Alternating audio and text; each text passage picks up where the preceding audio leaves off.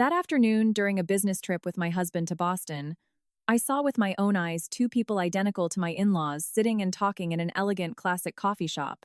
If it had been just one person who looked like them, I might have calmed myself down by thinking I had made a mistake. But seeing the two of them together, with the exact same posture, the same voices, and every familiar gesture, sent a chill down my spine that made me lose all my composure. My name is Kala. I am 35 years old, and my husband is Thane. He is the youngest of three brothers. My father-in-law was Harrison, and my mother-in-law was Eleanor. In the past, they both built a family corporate empire from the ground up. People looking from the outside only saw that my husband's family was wealthy, traditional, and had highly successful children living in New York City. But very few knew how much rivalry, suspicion, and fake smiles were hidden behind that polished facade. 6 months ago, we were informed that my in-laws had died in a horrific car accident while driving upstate to inspect a plot of land for a new project. Their SUV plunged off a steep cliff in the Catskill Mountains and caught fire. The authorities stated that a direct visual identification was impossible, and all the bureaucratic procedures were handled with extreme haste. I still vividly remember the day of the funeral. Thane was kneeling before the altar, his eyes bloodshot, clenching his fists with so much force that his fingernails dug into his palms until they bled. I stood by his side, feeling profound sorrow for my husband, and for those two older people who had worked their entire lives only to end up leaving this world in such a tragic manner. After the funeral, the family business changed hands in a remarkably short amount of time. My two brothers-in-law, Trenton and Vance, quickly assumed absolute control. The eldest brother, Trenton, declared before the entire extended family that since their parents were no longer around and he was the firstborn, it was his duty to carry the weight of the legacy. The middle brother, Vance, had a softer tone, but every word he spoke seemed coldly calculated. He claimed that the company could not be guided by sentimentalism and that whoever had the necessary capabilities needed to take the helm. It sounded reasonable on the surface, but barely a few months later, my husband and I realized that the company no longer represented the soul and hard work of his parents. Strange contracts began to appear. Corporate funds flowed into shell companies, veteran employees were suddenly laid off, and close associates of my brothers-in-law were placed in key executive positions. Thane tried to warn them on several occasions, but he was immediately ignored. My eldest sister-in-law, Sloane, even laughed coldly right in my face. "Kala, in big business, you don't survive by being a Boy Scout," she said. Meanwhile, the middle sister-in-law, Blair, was much more direct, telling us that if we didn't agree with the way things were being run, we should leave and start our own business instead of standing in everyone else's way. In the end, my husband and I left the company. Thane opened a small consulting and accounting firm to start from scratch. The first few months were incredibly difficult, but at least we could sleep at night with a clear conscience. I once told my husband that we could lose money, but we must never lose our dignity. If his parents were still alive, they certainly wouldn't want their children doing business in such a corrupt way. At that moment, Thane simply remained silent, his gaze lost in the distance. I knew that in his heart he was still grieving the loss of his parents.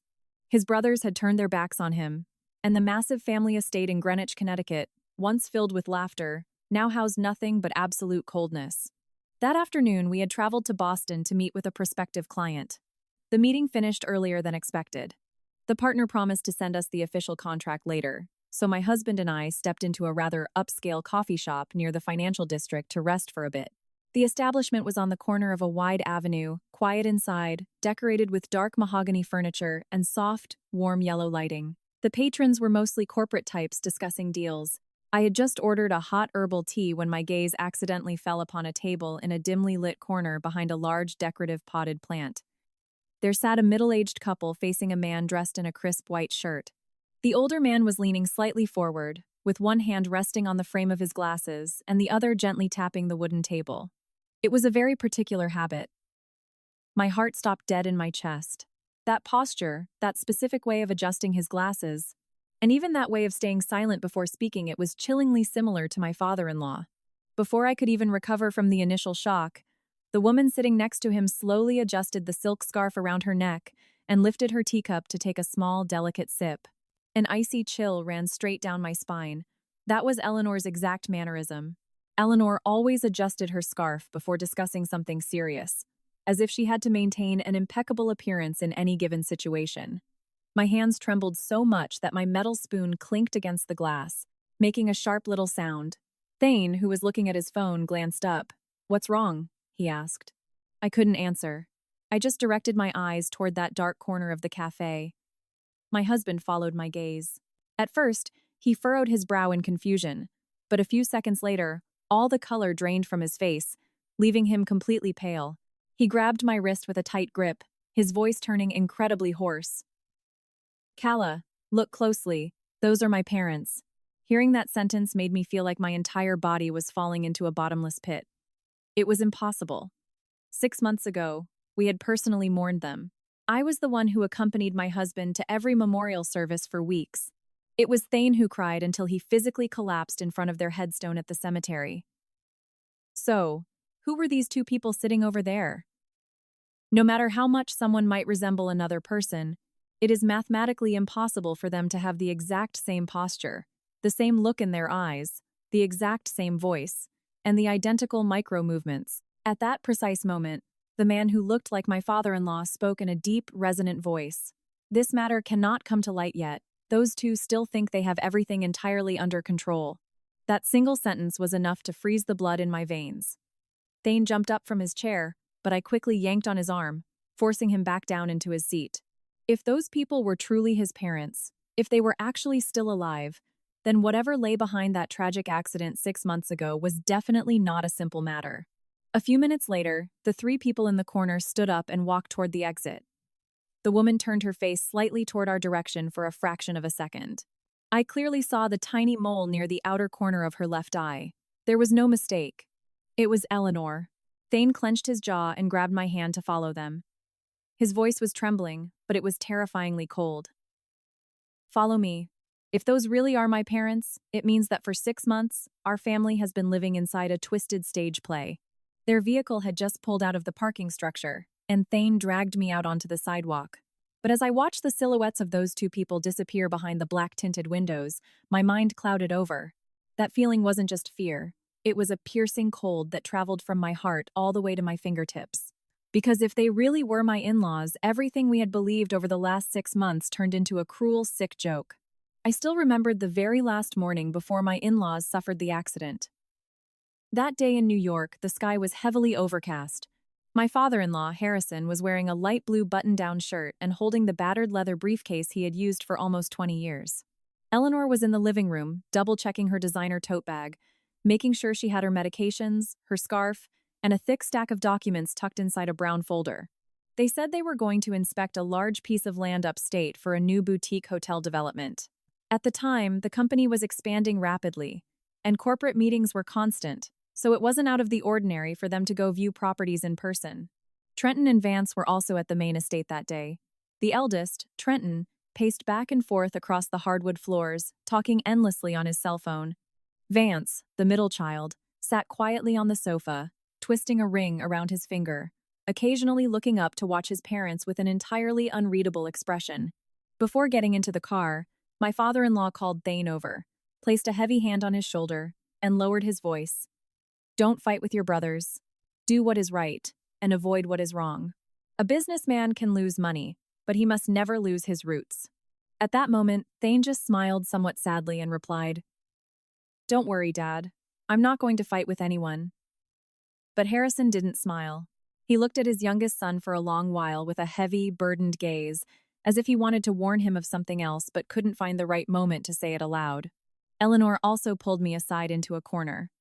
She was a poised, serene woman who rarely showed excessive physical affection. However, that day, she pulled me into a tight embrace. It was a soft hug, but the hand she placed on my back was trembling slightly. She spoke so softly that only I could hear her. "Kala, no matter what happens in the future, stay strong and stand firm. Thane is very sentimental, and he will be easily hurt by his own flesh and blood." Surprised, I asked her, "What do you mean, Eleanor?" She simply shook her head, forcing a polite smile. "It's nothing. I'm just being a worrying mother." I didn't understand it then. I figured that older people tended to worry too much, especially with the high-stakes company issues and the constant differences of opinion among the brothers. I even helped her into the back of the SUV and reminded her to take her medication on schedule. She looked at me through the window and gave a very faint smile. That was the exact smile that, for many months afterward, would make my heart shrink in agony every time I remembered it. 3 days later, the horrific news arrived. I was at home with Thane when Trenton called. His voice sounded rushed and grating. Mom and Dad's car had a wreck. Get up here immediately. Thane jumped up, the phone nearly slipping from his hands. We drove at breakneck speed to the indicated location. But when we arrived, we were only met with the yellow crime scene tape of the state police. There was a strong smell of scorched metal and the charred remains of a vehicle sitting at the bottom of a steep ravine. They told us the SUV had lost control, plummeted down the precipice, and caught fire. Due to the intense severity of the blaze, a direct identification could not be made. I listened to every single word, my legs turning to jelly, while Thane stood petrified, staring down into the bottom of the ravine as if his very soul had been ripped out. He muttered endlessly, "It can't be." Just yesterday morning, Dad gave me advice, and Mom said she'd make her chicken noodle soup when they got back. From that moment on, everything happened so fast I didn't even have time to catch my breath. Trenton took charge of speaking with the authorities, receiving the legal documents, signing the confirmations, and dealing with the insurance agents. He said that he was the eldest son and had to take care of everything, so that Thane, who was emotionally destroyed, wouldn't have to carry any more burdens. Vance handled the funeral arrangements. The strange thing was that the VIP room at the funeral home, the obituaries in the major newspapers, and the dozens of massive floral wreaths were prepared in such a rapid, hyper-efficient manner that it left me stunned. At the time, I just assumed that when you have money and connections, things just moved that quickly. The funeral was packed with people. Everyone wept and mourned the loss of Harrison and Eleanor. Trenton, dressed in a sharp black suit by the casket, his eyes red, grabbed his chest and wailed loudly, asking why they had abandoned them. Vance kneeled next to the altar with his head bowed for a very long time, while my two sisters-in-law, Sloane and Blair, cried until they lost their voices.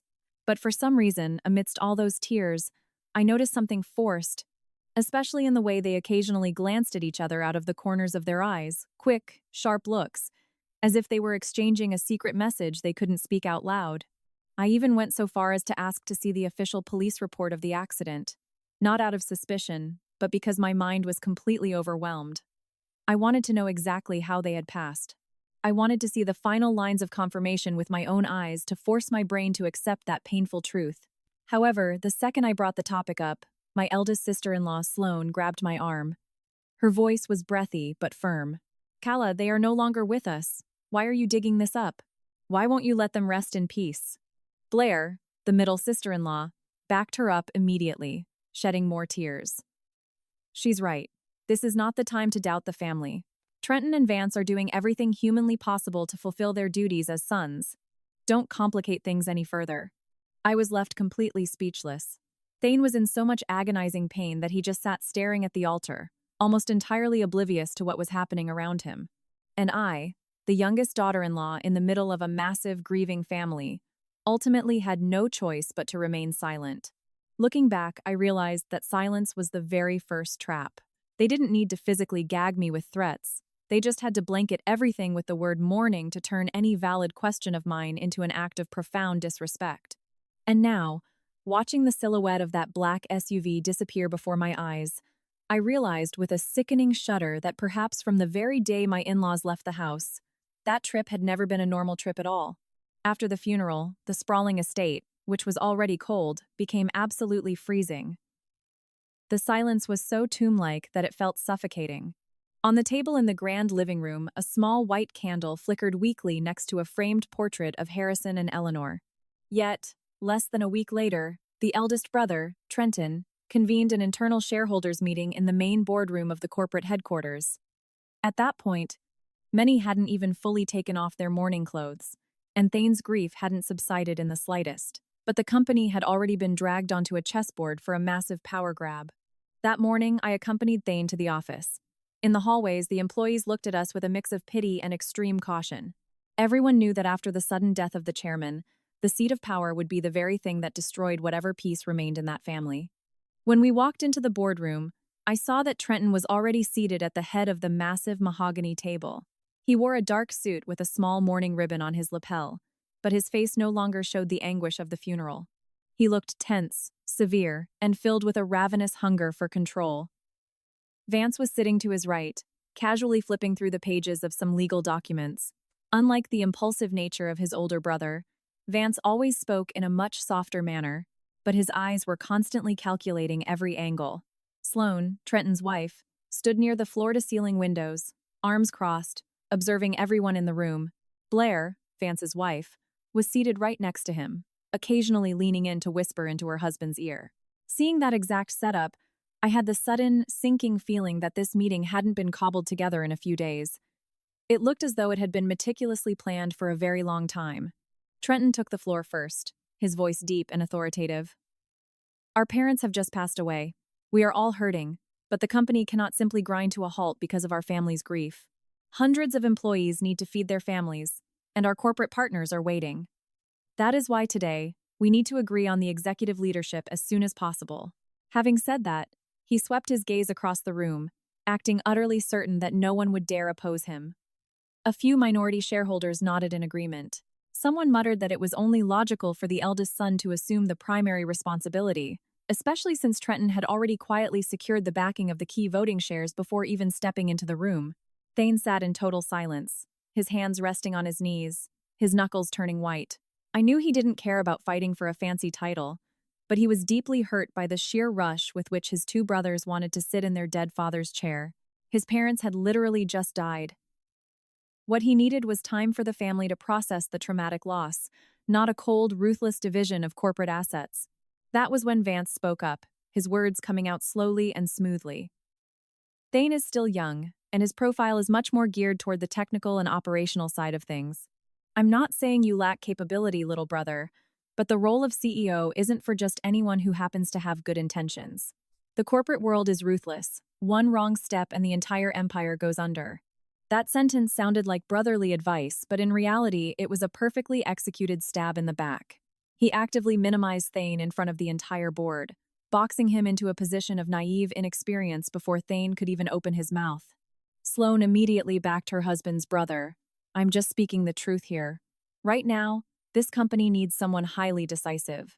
If we play too nice and try to keep our hands entirely clean, the sharks out there will eat us alive. Blair smiled faintly, using a tone that was half joking, half deadly serious. Thane and Calla are great at the technical spreadsheets, but the free market isn't a college ethics seminar.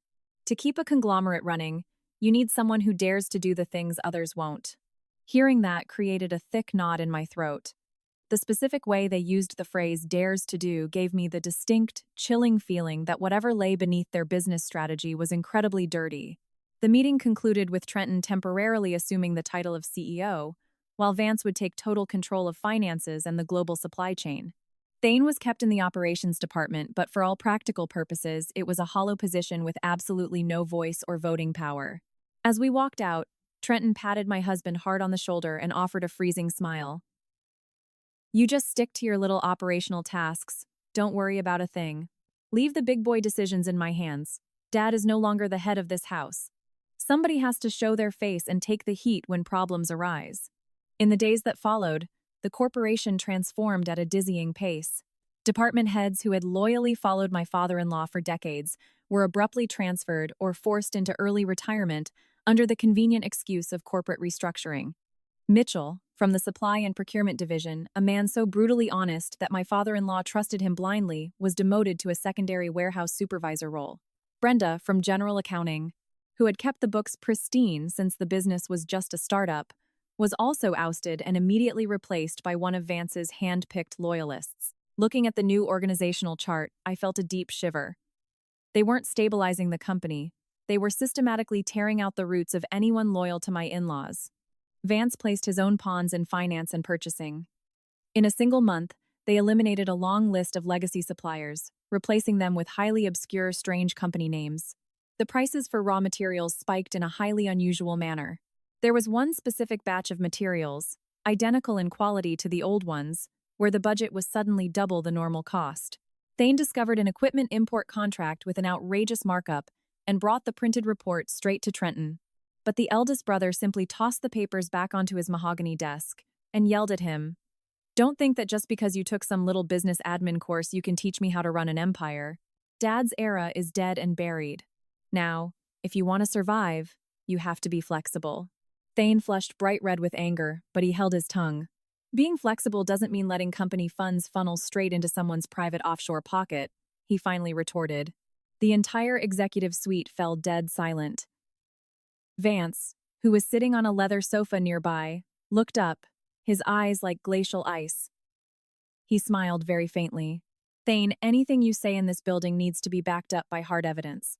We are brothers, but throwing those kinds of accusations around is extremely serious.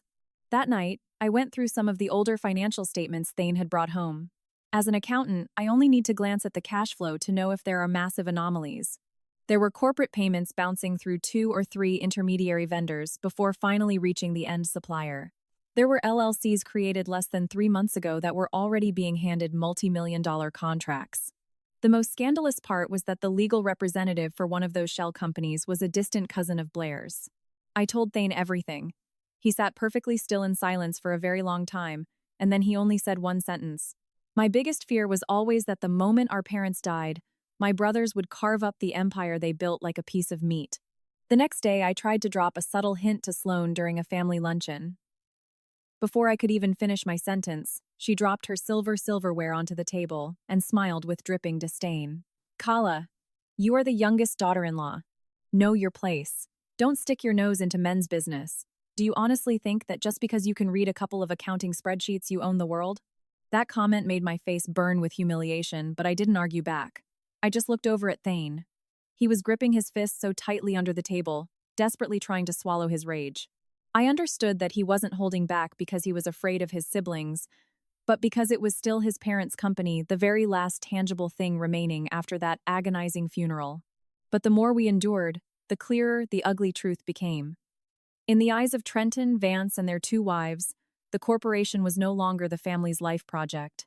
It had morphed into a gold mine to be violently stripped, a throne to fight over, and a pie to be sliced up, all while the parents' ashes hadn't even cooled yet.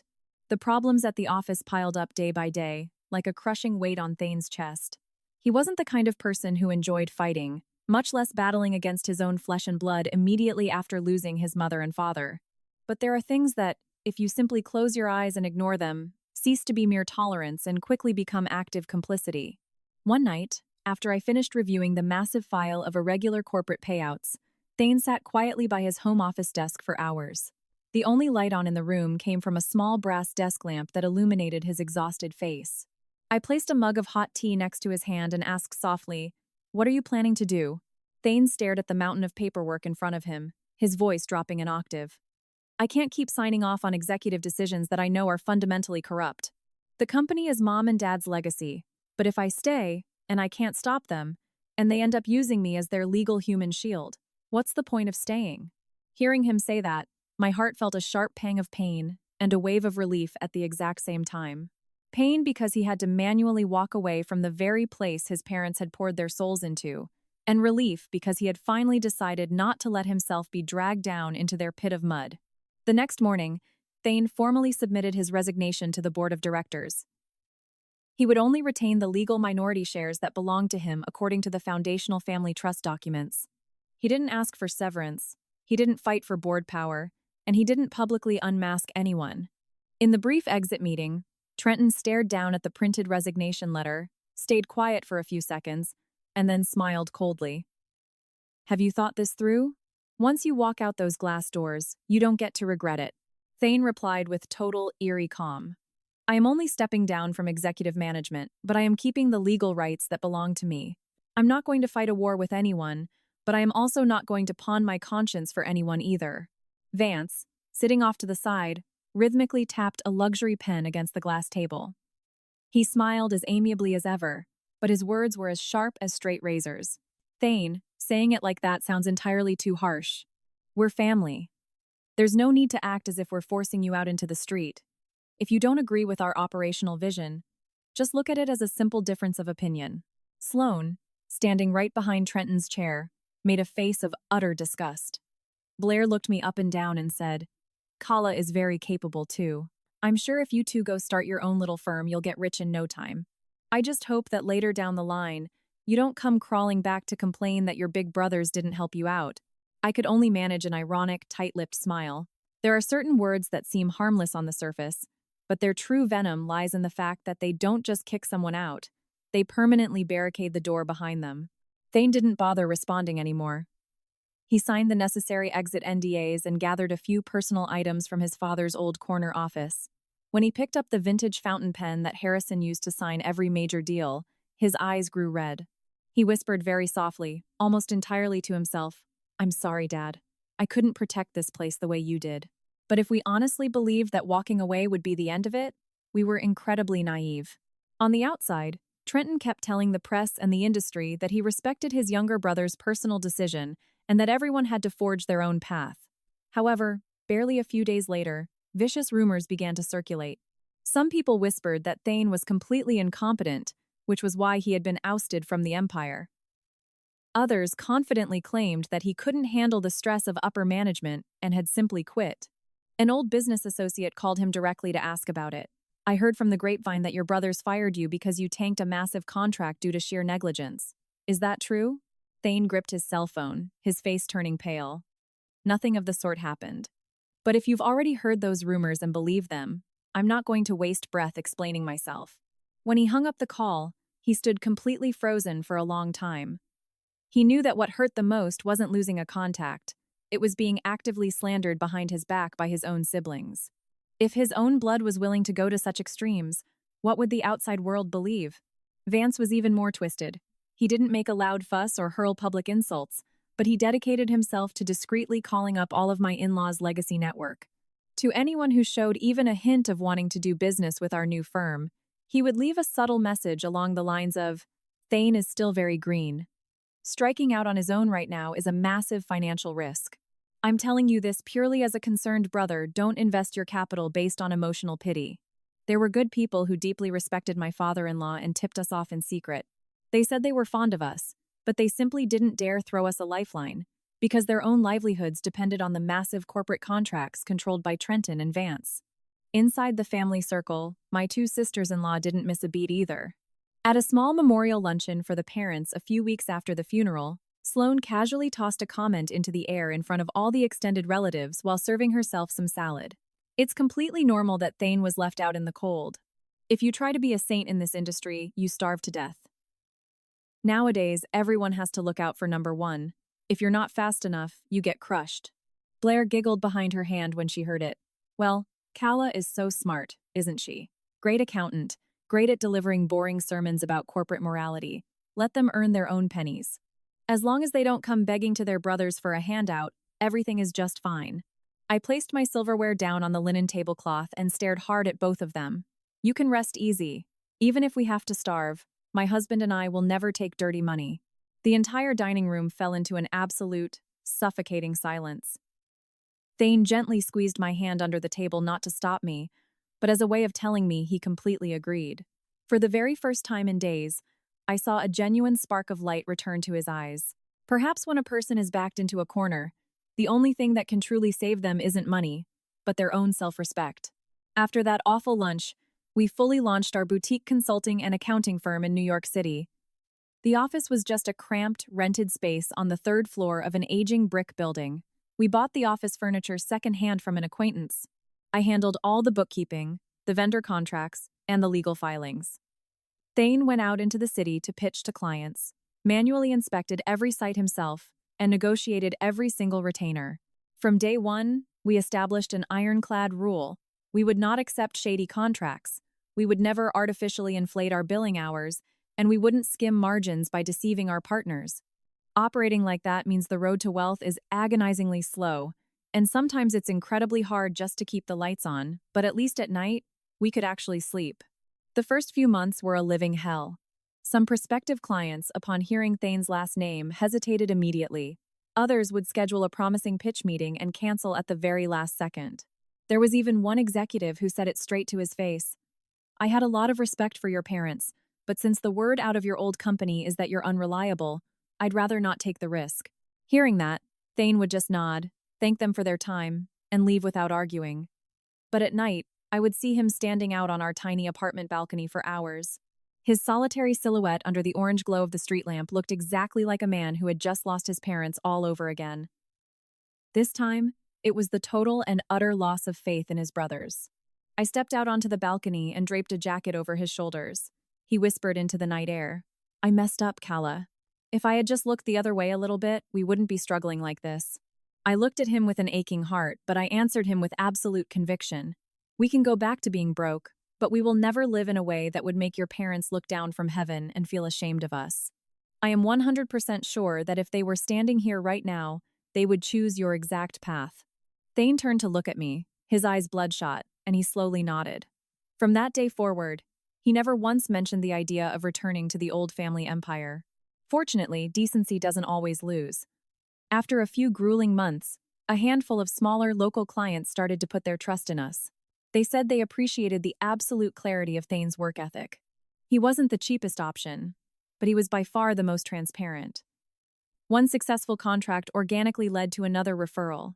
Our little startup couldn't be considered a powerhouse yet, but we were finally generating a stable, positive cash flow. It was the first time I saw Thane genuinely smile while looking at the month-end profit and loss statement. And then, one afternoon, we received a call from a new prospective partner based out of Boston. They wanted to discuss a long-term supply chain consulting contract. The dollar amount wasn't astronomical, but it was steady perfect for our firm's current capacity. Thane looked across the desk at me and asked, "Can you come up there with me?" I nodded immediately. At the time, we genuinely thought it was just a standard business trip, a small opportunity for our young firm to solidify its standing. Neither of us could have possibly imagined that this exact trip would drag us violently back into the family maelstrom and uncover a truth that I will never be able to forget for the rest of my life.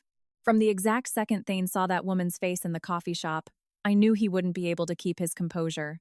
The moment the black SUV carrying the middle-aged couple pulled out of the parking structure, he yanked my arm, making us run toward our rental car. His hand was freezing cold, and the tips of his fingers were vibrating. I had never seen my husband in such a state. Even on the day he received the phone call about his parents' deaths, he had been paralyzed, but he hadn't entered a state of sheer, frantic panic like this. "Thane, drive slowly," I pleaded, placing a firm hand on his arm as we merged onto the busy main avenue. He didn't answer, keeping his eyes locked like a laser on the vehicle ahead of us. I knew his mind was brutally torn in two. On one hand, an overwhelming, explosive joy if those two people actually turned out to be his parents. On the other hand, absolute, unadulterated terror, because if they were alive, what in the world was the meaning behind the brutal mourning of the last 6 months? The vehicle we were tailing wasn't one of the flashy luxury sedans the family usually paraded around in. It was a dark 7-seater SUV, a very discreet corporate lease, and they weren't using a uniformed private driver. The man who looked exactly like my father-in-law was sitting in the front passenger seat, while the driver was a younger guy wearing a plain gray polo. Eleanor was in the back seat. Every so often, she would lower her head to review some printed documents. Through the dark-tinted privacy glass, I couldn't make out her features perfectly, but her ramrod-straight posture, the silk scarf perfectly draped across her collarbone, and the specific way she tilted her head to listen to someone speak were absolutely unmistakable. Thane maintained a cautious distance, terrified of tailgating them too closely. At one point, when the SUV stopped at a red light, I saw that his shoulders were as tense as a drawn bowstring. I warned him in a hushed voice, "Don't stare directly at them. If it really is them, they must have a massive, dangerous reason for staying hidden. We need to stay calm if we want to find out the truth." Thane ground his teeth together, his voice coming out raw and ragged. "I'm just terrified that if I open the door of this car, they'll vanish into thin air again. I've spent 6 months living like a ghost, and now that they are right in front of me, I don't even dare to scream Mom or Dad." The SUV navigated through several large avenues before turning into a fairly quiet corporate office park. The area didn't draw much attention, but the surrounding buildings were modern, boasting heavy security protocols and sharply dressed professionals walking in and out.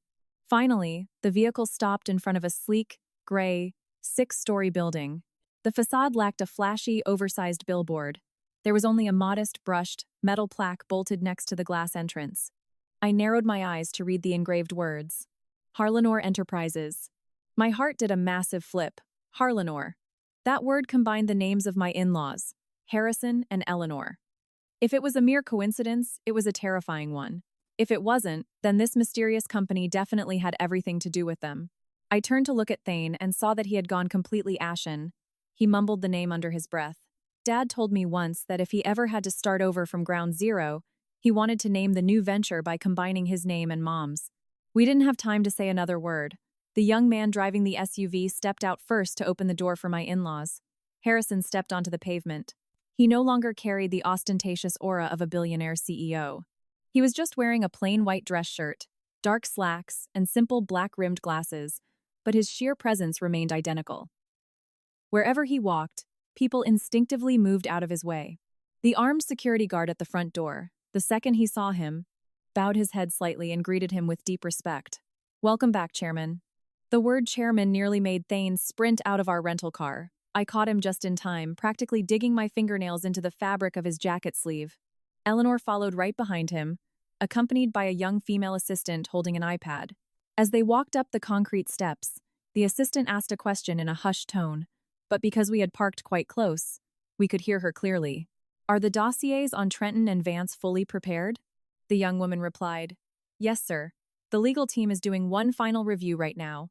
As for the embezzlement of funds into the Shell LLCs orchestrated by Vance, we have already secured the supplemental offshore bank statements." Thane froze dead in his tracks as if someone had just swung a baseball bat into his chest. His eyes welled up with red, his lips moved, but no sound came out. He knew that this brief exchange had just confirmed a horrifying reality. Those two people were truly my in-laws. And not only were they alive, but they were secretly investigating their own biological children. Once Harrison walked inside, I yanked Thane off to the side of the building. "We can't just stay out here." He looked at me, his eyes clouded with total disorientation. "Then how do we get inside?" I took a deep breath, fighting to keep my voice steady. "We'll pretend to be vendors who have an appointment with the procurement department. If they ask, I'll say we have a scheduled meeting to audit a supply contract. Every corporate office receives walk-in vendors. As long as we don't look panicked, we'll get in." We smoothed out our business clothes and walked into the polished marble lobby. Behind the sleek reception desk hung the bronze logo of Harliner Enterprises. The receptionist looked up and offered a practiced, professional smile. "Which department are you heading to?" I answered without missing a beat. "We have a meeting with procurement regarding some vendor audit files. They probably haven't updated it in your front desk system yet, but we are perfectly fine waiting for a moment." She stared at me for a few seconds, then politely gestured toward the plush seating area in the waiting lounge. At that exact moment, down the hallway to our left, the heavy door of a conference room was left slightly ajar. From inside, the deep, resonant, and entirely familiar voice I had heard for years echoed out. It was my father-in-law's voice. Thane seemed to be pulled like a magnet toward that sound. I grabbed his hand tightly and pretended we were casually walking over to look at the corporate history plaque hanging on the wall, slowly edging our way closer to the conference room. Through the crack in the door, I could clearly see Harrison sitting at the head of the long table. Eleanor sat right beside him with a massive, thick binder in front of her. The room was filled with several people in sharp suits who looked to be high-powered attorneys, forensic auditors, and private investigators. On the massive projector screen, the financial statements of my husband's old family empire were fully displayed. The bold headline flashing across the top of the screen gave me goosebumps.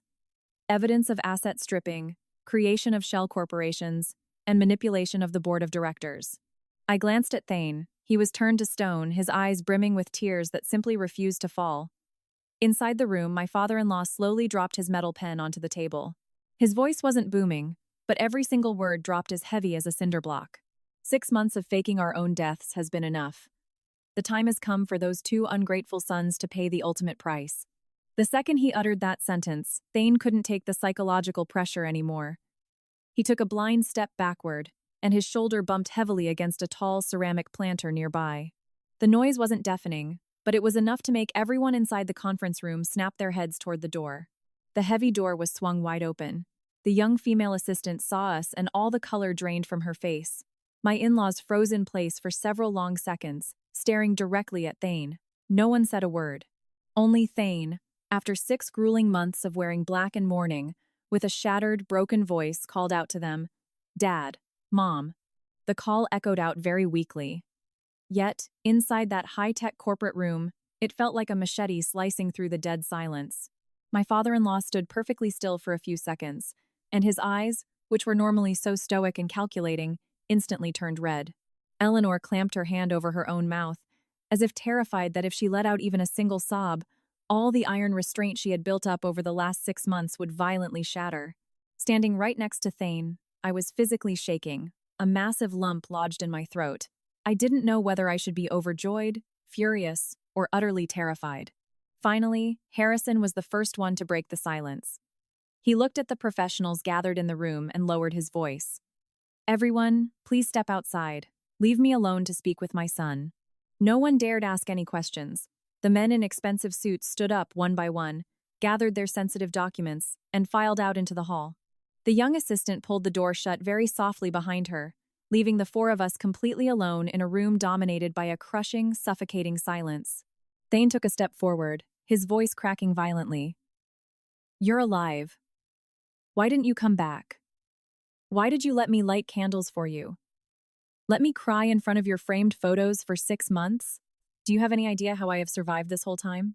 Eleanor broke down crying. She stepped forward, reaching out to touch his face, but Thane took a defensive step backward. That physical rejection made her stop dead in her tracks, and tears cascaded down onto the back of her own hand. Harrison didn't reprimand him for it. He simply walked over slowly and placed a heavy hand on his son's shoulder. This time, Thane didn't pull away. Harrison spoke in a very low, gravelly tone. We didn't fake our deaths to put you guys through some twisted loyalty test. He paused, took a deep, rattling breath, and continued, enunciating every single word with crystal clarity. We faked our deaths to save our own lives. Hearing that sent a polar freeze traveling from the nape of my neck all the way down my spine. Thane was also paralyzed by shock. His eyes were still rimmed red with profound grief, but now they reflected a massive, swirling confusion. He stammered out, Save your lives? What are you talking about, Dad? Harrison pulled out a leather chair and sat down, resting his hand on the thick file in front of him. That hand looked as though it had aged a decade compared to 6 months ago. The blue veins were highly pronounced, but his voice remained as commanding as ever. 2 months prior to the accident, I discovered that they were actively looting the corporation. It wasn't just a few thousand or even a few million. We are talking about tens of millions of dollars. I unconsciously gripped the edge of the conference table. He continued. The funds were being siphoned off through intermediary shell vendors and ending up in offshore LLC accounts. The primary account holder, the guarantor, the final authorizing signature, they all pointed directly to 2 names, Trenton and Vance. Thane looked as though he had just been slapped across the face. He shook his head vigorously. That's impossible. I know Trenton is obsessed with power, and I know Vance is a calculating snake, but stealing tens of millions from the empire you two built? Eleanor answered him, her voice thick with tears. I refused to believe it too, honey. I thought they were just overeager to take the reins, to prove they were ready for the big leagues. But I was so terribly wrong. She opened a manila folder filled with surveillance photos and spread them out on the table. The glossy images showed Sloan and Blair sitting in an upscale restaurant with a shady-looking man, stacks of legal documents piled on the table between them. She explained, Your sisters-in-law didn't just stand on the sidelines.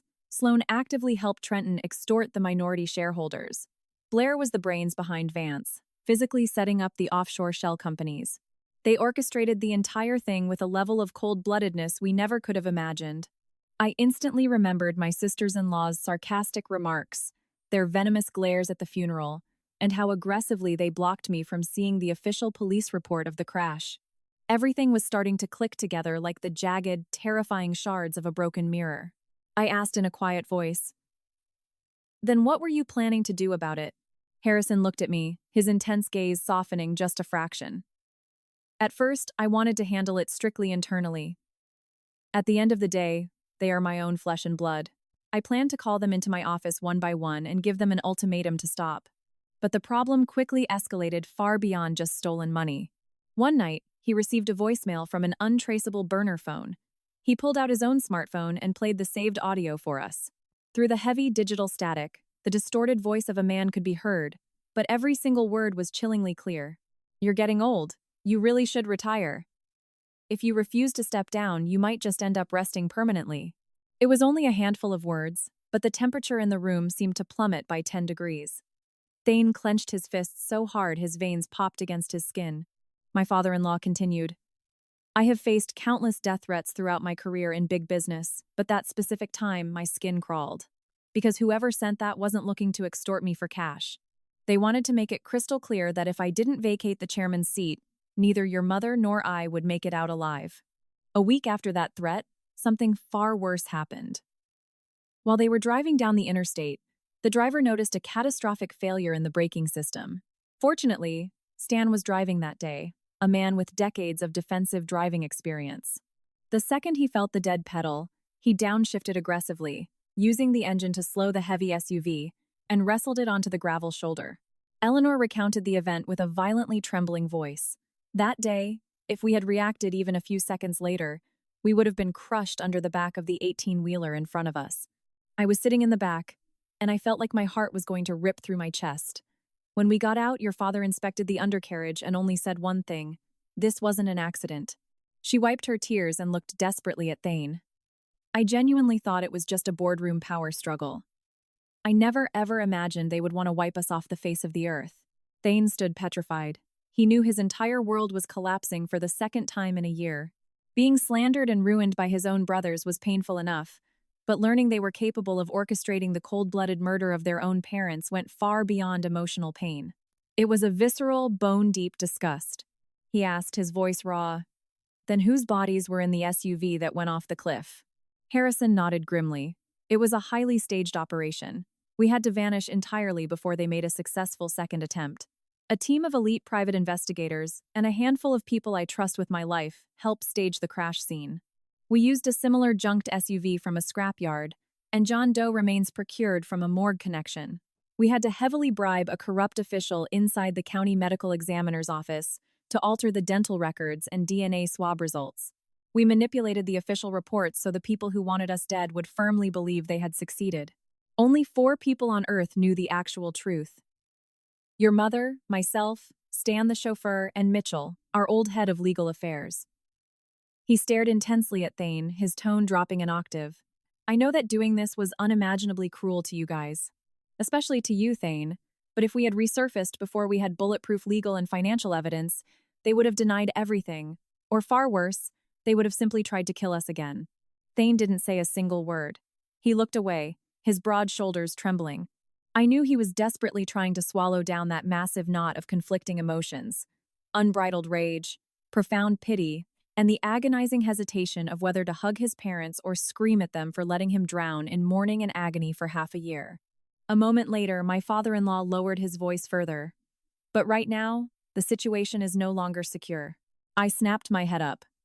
He was staring directly at the projector screen, which still displayed the forensic financial report, his eyes icy. Over the past few days, we've noticed that someone has been digging through our secure document servers here at Harlanor, and an unauthorized login accessed our internal databases. Nobody from the outside could possibly know about this ghost location unless someone on the inside was actively feeding them coordinates. Eleanor gripped her hands tightly together, her voice raspy. That means there is a mole inside this very company. That single sentence sent a fresh wave of terror through me. We had just gotten our in-laws back from the dead. We had just learned the horrifying truth. But before we could even process the joy of seeing them alive, another door to absolute danger had been kicked wide open. And this time, the enemy wasn't sitting in an office in New York. They could be right here, in this very building, silently watching every single move we made. After hearing the word mole, it felt like all the oxygen had been sucked out of the room. I glanced through the glass panel of the conference door and saw corporate employees walking normally down the hallways. The faint click-clack of heels on the marble flooring, the muffled ringing of desk phones, everything looked so orderly and professional.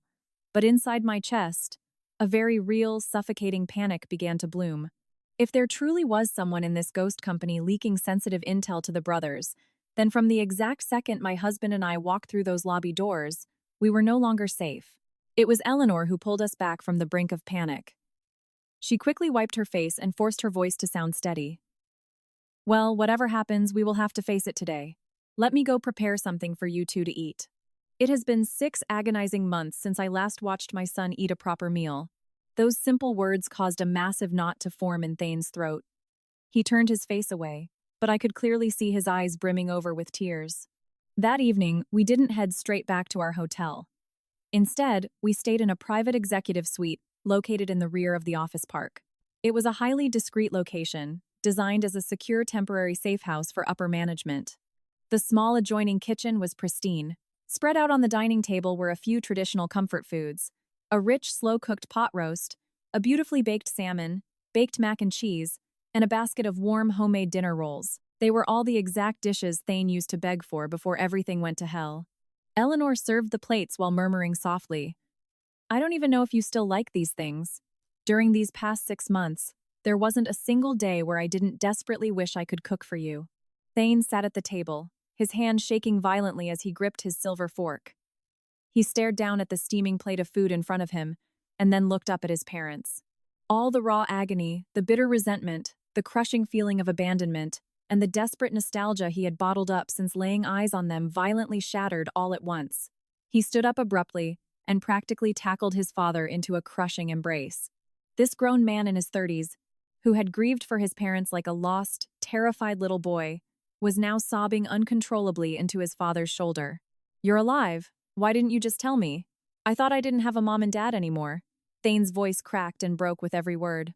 Harrison stood completely rigid for a split second before wrapping his arms fiercely around his son, gently patting his back. This titan of a man, so accustomed to commanding a massive corporate empire and maintaining absolute stoicism during vicious financial storms, also had tears streaming down his face. He replied in a thick, gravelly voice, "I'm so sorry, son. I owe you the biggest apology in the world. But if God gave me the choice to do it all over again, I would have to make the exact same decision. I could not allow your brother's sickening greed to drag all of us into early graves." I stood next to Eleanor, my heart physically aching. Eleanor squeezed my hand with surprising strength. Her skin was freezing, and she was trembling from head to toe. She watched her son, tears sliding freely down her cheeks. "I was so terrified that you would hate me. My biggest nightmare was that the day we finally saw each other again, you wouldn't ever want to call me Mom." Thane let go of his father, turned toward her, and without uttering a single word, pulled her into a tight hug. She broke down into heavy, racking sobs. It was the sound of a mother who had repressed her agony for half a year, a cry overloaded with trauma and fierce, undeniable love. That dinner should have been the most perfect, healing reunion imaginable. But barely 10 minutes after we finally sat down, my father-in-law's encrypted smartphone began to vibrate against the table. The buzzing sound was faint, but in the middle of that emotionally charged atmosphere, it sounded bizarrely deafening. Harrison glanced at the screen, and his thick eyebrows instantly slammed together. It was from an unknown, blocked number. He opened the text message. Because I was sitting right next to him, I could clearly read the 2 chilling lines glowing on the screen. "You guys put on a great act, but it's a real shame the play is about to end." No one spoke a word. Thane dropped his fork onto his plate with a dull clatter. Eleanor went completely pale. I felt my blood slowly turning to ice. Harrison shot up from his chair and immediately dialed internal corporate security. "Pull up all perimeter camera feeds for the entire building.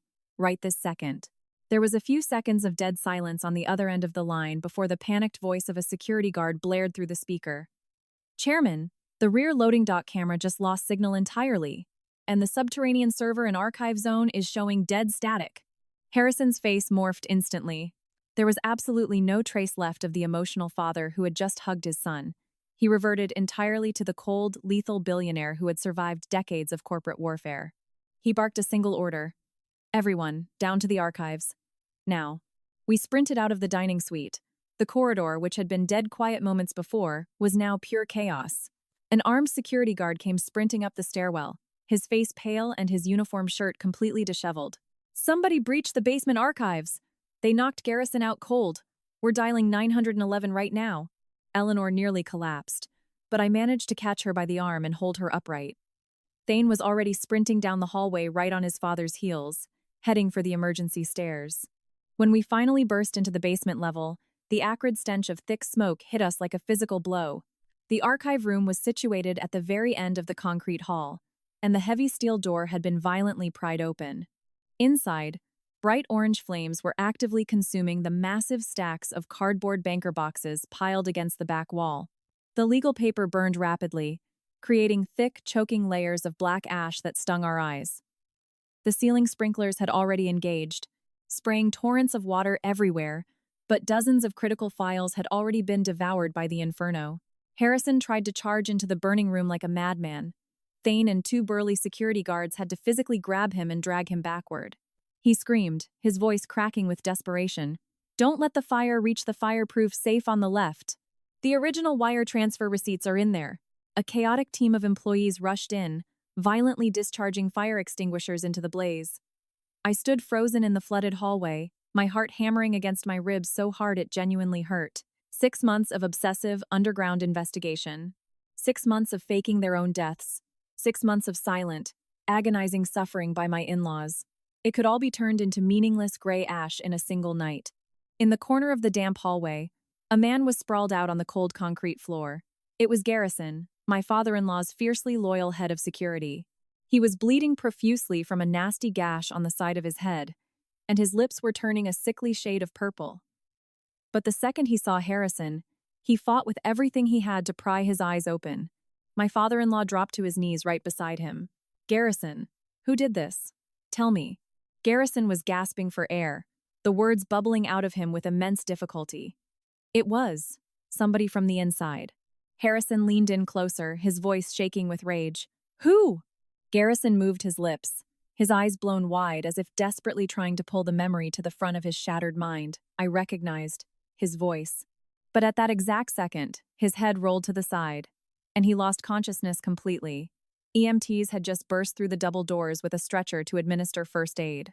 Watching that horrific scene, I turned to stone. This wasn't some random burglar off the street blindly breaking in to steal laptops. This wasn't a random act of corporate vandalism. Whoever did this knew exactly where the subterranean archives were, precisely which camera feeds to loop or cut, and exactly which boxes held the most damning evidence. That meant the traitor had been standing shoulder to shoulder with my in-laws, close enough to literally touch all their deepest secrets. Shortly after, the fire was fully extinguished by the local fire department, but the archive room was a total disaster zone. Dozens of boxes were charred black, thousands of pages were a soggy, ruined mess, and the external backup hard drives had been smashed to pieces with a heavy, blunt object. Harrison stood amidst the wreckage, ankle-deep in soot-stained water, dead silent for a very long time. For the first time since we had been reunited, I saw something in his eyes that wasn't just rage, it was genuine, unadulterated fear. He slowly turned toward us and spoke in a terrifyingly low register.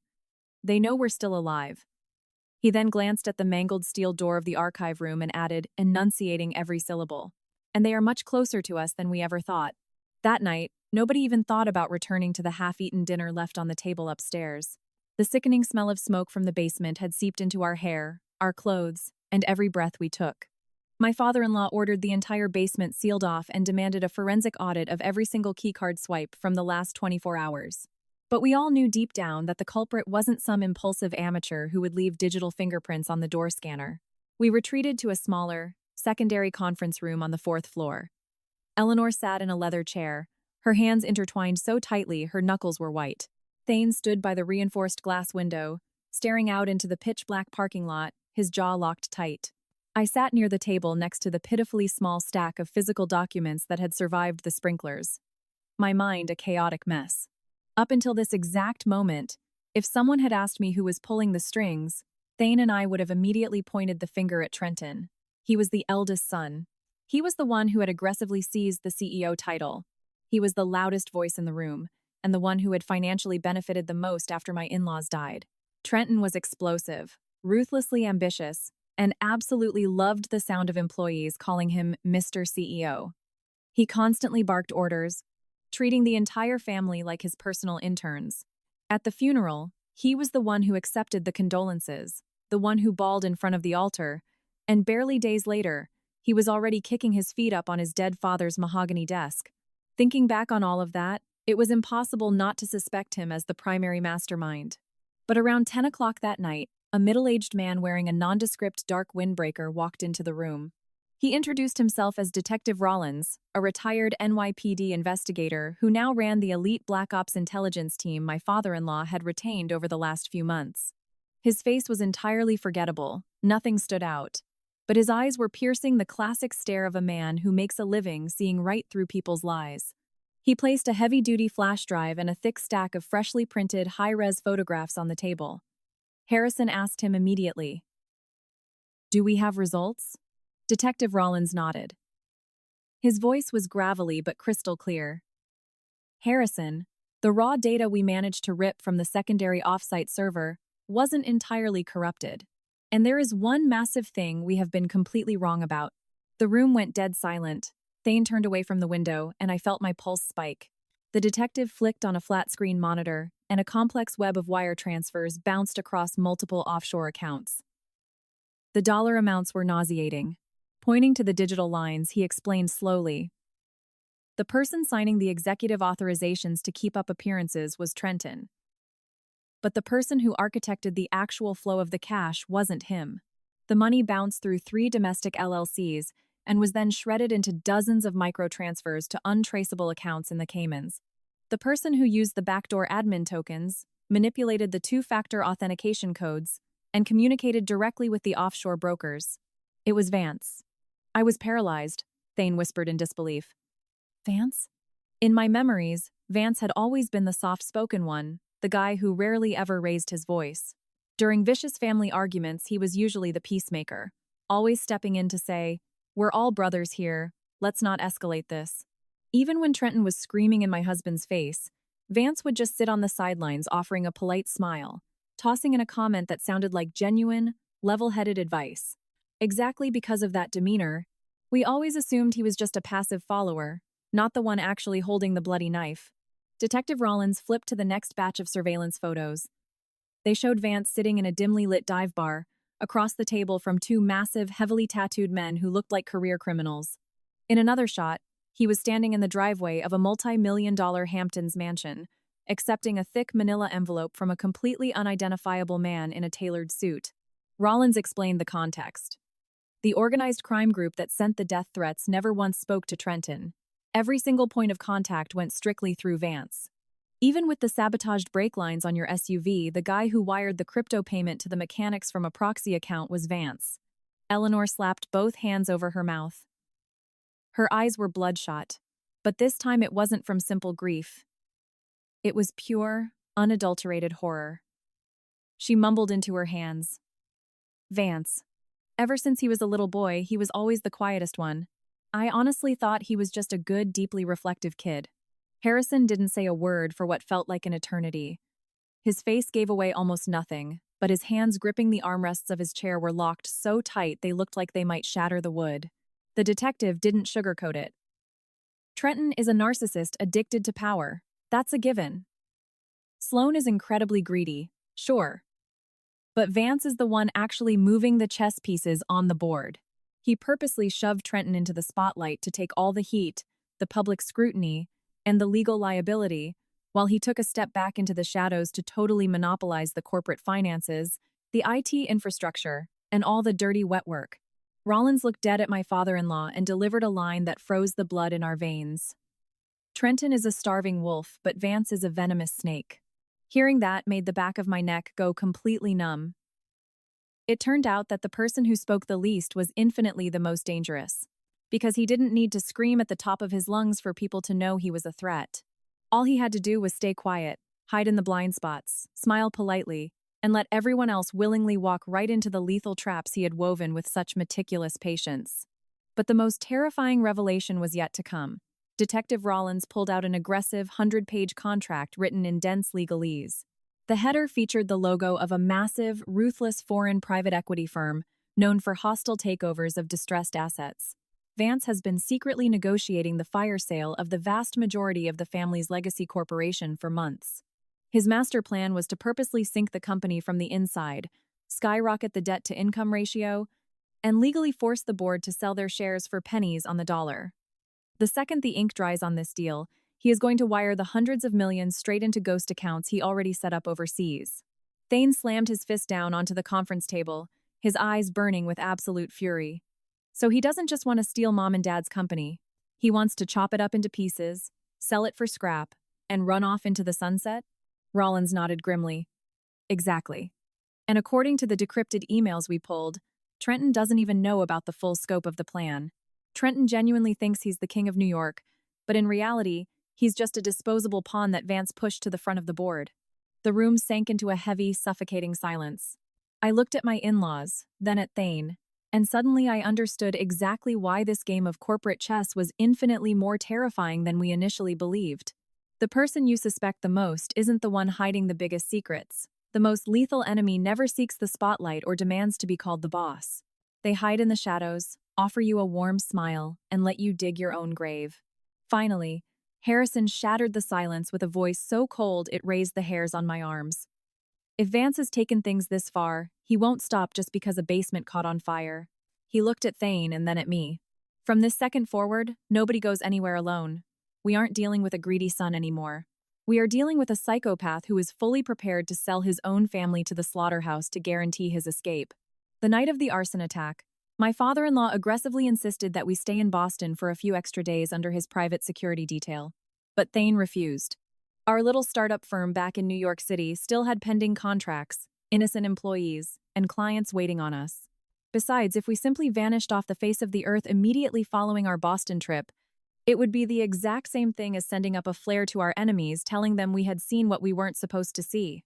Harrison stared hard at his youngest son for a long time before finally conceding. You can go. But starting right now, you cannot lower your guard for a single second. Text me your location constantly, and if anything feels even slightly off, you call my direct line immediately. Thane nodded, but I knew his heart felt as heavy as lead. Before we walked out to the car, Eleanor grabbed both of my hands.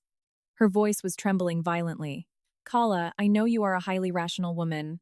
If Thane ever loses his temper and tries to do something reckless, you have to physically stop him.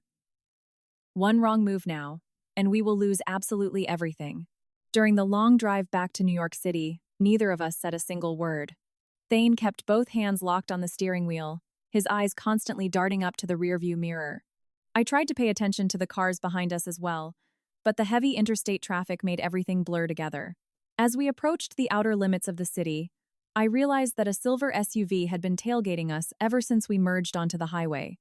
At first, I tried to convince myself it was just a coincidence, but when Thane purposely exited to pull into a random gas station, the silver SUV also killed its speed and parked in a spot not too far away. I whispered to him, Thane, I think that silver car has been following us. He didn't turn his head, merely watching it through the side mirror with a grim, hardened expression. I spotted it 20 miles back.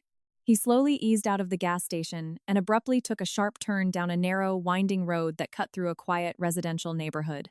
The silver car didn't immediately follow us down the street, but a few minutes later, its headlights flashed at the very end of the block. That was the moment I felt true, sickening fear. We were no longer just innocent bystanders in this war. When we finally reached our small office, Thane immediately gave our 2 employees the rest of the afternoon off, using the excuse of emergency IT maintenance. He refused to let anyone else get caught in the crossfire. The second I stepped into my accounting office, I felt my heart drop into my stomach. The main drawer of my heavy oak desk had been violently forced open. The large metal filing cabinet was standing wide open, and several high-profile client contracts were scattered randomly across the floor. Beneath the deadbolt of the back door, there were deep, fresh gouge marks from a pry bar. I shouted for Thane.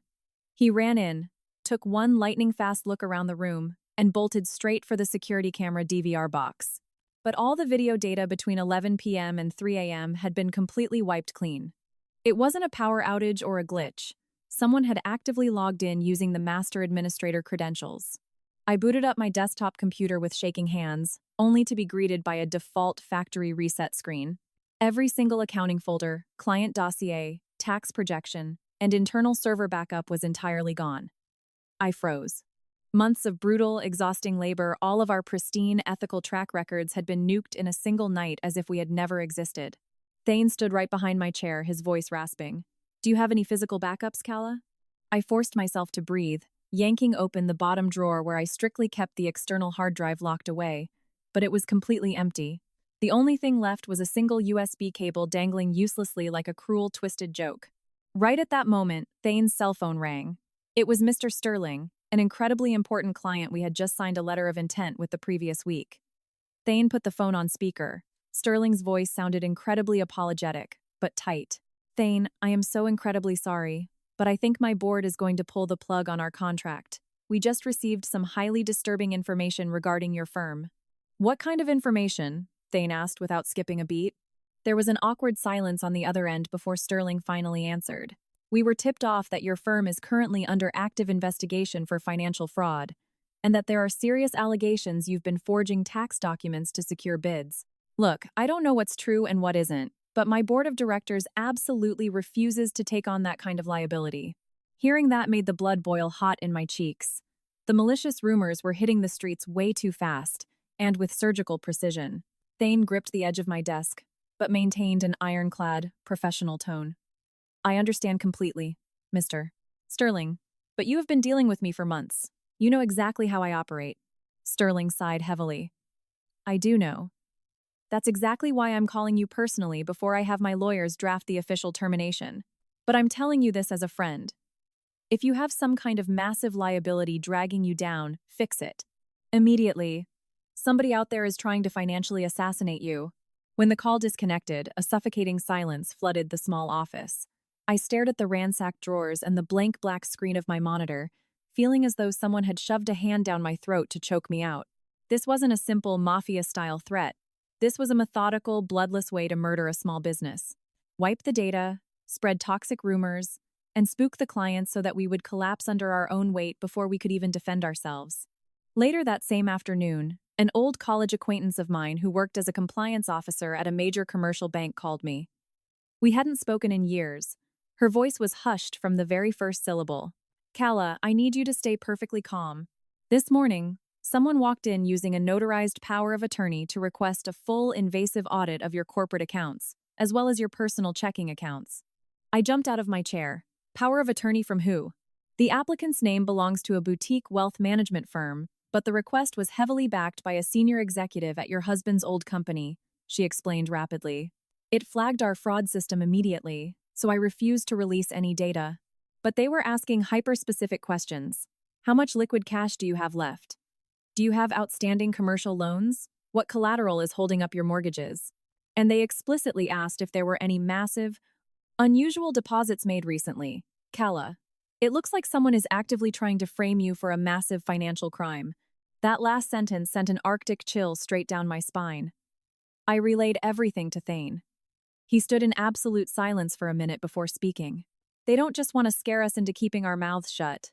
He looked me dead in the eyes, speaking slowly. They want to turn us into public corporate criminals.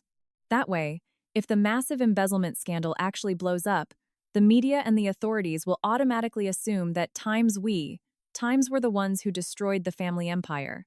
We spent that entire night locked inside the office, desperately trying to salvage anything from the corrupted network. Near midnight, Thane's cell phone lit up. It was a restricted number. He locked eyes with me and hit the record button before swiping to answer. Through the speaker, the voice of a man echoed out.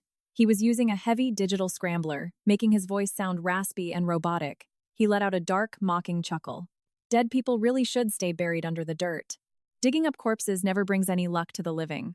Thane bolted upright from his chair, his eyes blazing. Who the hell is this? But the distorted voice simply laughed again. Thane, you really should pay closer attention to your pretty wife. She's such a brilliant accountant. It would be an absolute tragedy if she accidentally signed the wrong IRS forms and ended up rotting in federal prison. Then, the line went dead. I was physically paralyzed in my desk chair. That threat wasn't aimed at Thane. It was pointed like a loaded gun directly at my head. They knew I handled the books. They knew we had reconnected with his parents. They knew we were the critical missing link that could destroy their entire takeover. And the most horrifying part was that they were actively building a trap filled with fake documents, erased servers, and toxic rumors enough to magically transform us from the victims into the mastermind criminals. Thane walked around the desk and grabbed both of my hands. They were freezing cold, but he squeezed them with anchoring force. From this exact second on, we aren't just fighting to protect my parents. We have to save our own lives first.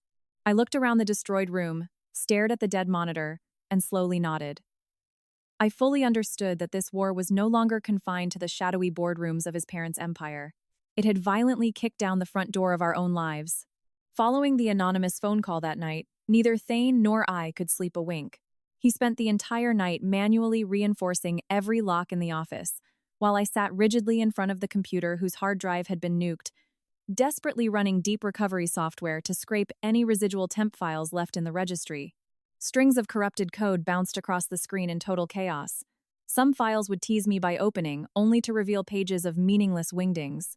I was used to analyzing hundreds of pages of contracts, finding microscopic errors in massive columns of numbers, but never in my life had I felt that a few lines of recovered data were the literal difference between life and death. Around 3 in the morning, While digging through an obsolete backup folder that our old IT guy had accidentally synced to a dusty secondary cloud server years ago, I stumbled upon an unnamed zip file. It was buried incredibly deep inside a directory that made zero logical sense, sitting right next to ancient utility bills.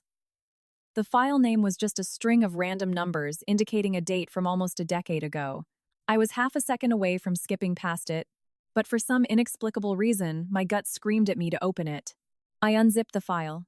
Inside were exactly 3 scanned PDFs. 2 of them were outdated corporate stock distribution annexes, but the third one made me shoot straight up in my chair. It was a highly confidential shareholder agreement and a draft of a last will and testament. The testator was Harrison. The digital signature date was from nearly 8 years ago. I quickly skimmed the first few paragraphs. Initially, I thought it was just standard corporate estate planning, but the more I read, the faster my pulse hammered against my ribs. This specific will completely contradicted everything my father-in-law had ever told us. For years, he had publicly sworn that his massive estate and corporate shares would be split evenly in perfect thirds among his 3 sons. Whoever proved they had the chops would become CEO, and the others would simply cash their dividend checks. He always boasted that he didn't play favorites and refused to let money tear his boys apart. Yet, in this legal draft, the largest block of voting shares the ultimate controlling stake did not belong to Trenton, and it didn't belong to Vance. It legally belonged to Thane. I read the clause 3 times, terrified my exhausted brain was hallucinating. The dry legalese stared back at me in stark black and white. Thane shall hold the legal right to inherit the foundational voting block currently held in trust by Harrison, retaining the absolute right of first refusal to assume the position of Chief Executive Officer in the event of severe internal family disputes. An Arctic chill washed over my entire body, not out of joy for sudden wealth, but out of sheer horror. Because I instantly realized that if Trenton and Vance knew this document existed, the absolute hatred they harbored toward my husband had absolutely nothing to do with the corporate power vacuum after the funeral. They had hated him long before that. I didn't call Thane over immediately. He was already wound so tight I was terrified one more massive shock would cause him to snap completely. I printed the scanned PDF, folded it tightly, shoved it deep into my leather purse, and the next morning, I used the excuse of going out to grab coffee so I could call Eleanor from a safe distance. The second Eleanor answered. I spoke in an urgent whisper. Eleanor, I found an old draft of Harrison's will. It legally states that Thane is the primary inheritor of the controlling shares. There was a silence on the other end, so profoundly long I actually pulled the phone away from my ear to make sure the call hadn't dropped. When Eleanor finally spoke, her voice was barely a trembling whisper. Where are you right now? Walking near our office, I replied. Eleanor, what does this mean? She didn't answer the question. She simply begged, I am pleading with you. Do not tell Thane about this right now. He is not ready for this. Her panicked response paralyzed me right there on the sidewalk. It was the very first time since we had found them alive that Eleanor was actively dodging me. I forced my voice to stay firm. Eleanor, my husband and I are already standing in the middle of the minefield. They broke into our firm, wiped our servers, and personally threatened me with federal prison. If this secret will is the real reason they are trying to destroy us, I need to know the truth so I can protect him. I could hear Eleanor breathing heavily, as if she were desperately trying to hold back an avalanche. After a long moment, she just repeated, I am begging you, please. Just don't tell him. He's not ready? I demanded gently. Not ready to inherit a company, or not ready to find out another massive lie? She went completely silent. And that silence was all the answer I needed. For the next few days, I obsessed over those recovered documents. I scoured the old capital contribution ledgers, the minutes from board meetings held in the 90s, and the foundational charter of the empire. There were dozens of LLCs and holding companies that I had never once heard my father-in-law mention. Specifically, scrawled on a scanned, barely legible handwritten memo, I found the name of a woman, Lorraine. Right next to her name was a frantic annotation, initial seed capital held in blind trust for Thane upon reaching the age of majority. I stared at those words until my vision blurred, feeling exactly as though I were standing in front of an ancient vault door that had been chained shut for decades, knowing that the second I pulled it open, the entire past would violently crush us. I cross-referenced what I had found with the current public SEC filings. The deeper I dug, the more I realized that Thane was not simply the pampered youngest son. A massive chunk of the corporate empire had been legally placed under his name long before he was even old enough to understand what a stock option was. That seed capital didn't come from Trenton's divisions, it didn't come from Vance's divisions, and it didn't even completely come from Harrison. It was directly tied to a tragic event that occurred over 20 years ago, an event that my husband's family had never, ever breathed a word about in my presence. By the third night, I couldn't hide the psychological weight of it anymore. Thane walked in, saw me hurriedly shoving the stack of printed papers into my desk drawer, and asked immediately, "What are you hiding from me?" I froze. He stared at me. His eyes were bloodshot from lack of sleep, but sharper than a razor. "Kala, I cannot handle the thought of the people I actually trust lying to my face too. If you know something, tell me. Now." Left with zero options, I pulled the folded will out and placed it flat on the desk. Thane read it. The color of his face shifted violently, first sheer shock, then absolute confusion, and finally, a deep, agonizing pain that was hard to put into words. He looked up at me. Why did my parents never tell me about this? Why did my brothers know about this and I didn't? I couldn't give him an answer. That exact same night, we drove back up to Boston in total secrecy to the Harlanor building. My in-laws were sitting in their private executive suite. When Thane slammed the printed will down onto the glass coffee table, the room sank into a suffocating graveyard silence. Eleanor immediately looked away, her eyes brimming with tears. Harrison stared down at the paper for a long time, then slowly took off his glasses. In that split second, he seemed to age another 10 years right before my eyes. Thane asked point blank, "Dad, what the hell is this? Why am I the majority shareholder? Why did Trenton and Vance know about this while I was kept in the dark?" His voice wasn't loud, but every single syllable trembled with raw agony. Is this times why they want to kill me? Is this why our family has been completely destroyed? Harrison closed his tired eyes, rubbing the bridge of his nose. When he opened them to look directly at Thane, his gaze was filled with guilt, sorrow, and the crushing weight of a secret buried for far too long. He spoke agonizingly slowly.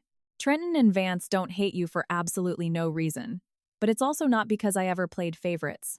Thane stood perfectly still, and I felt my heart hammering violently against my ribs.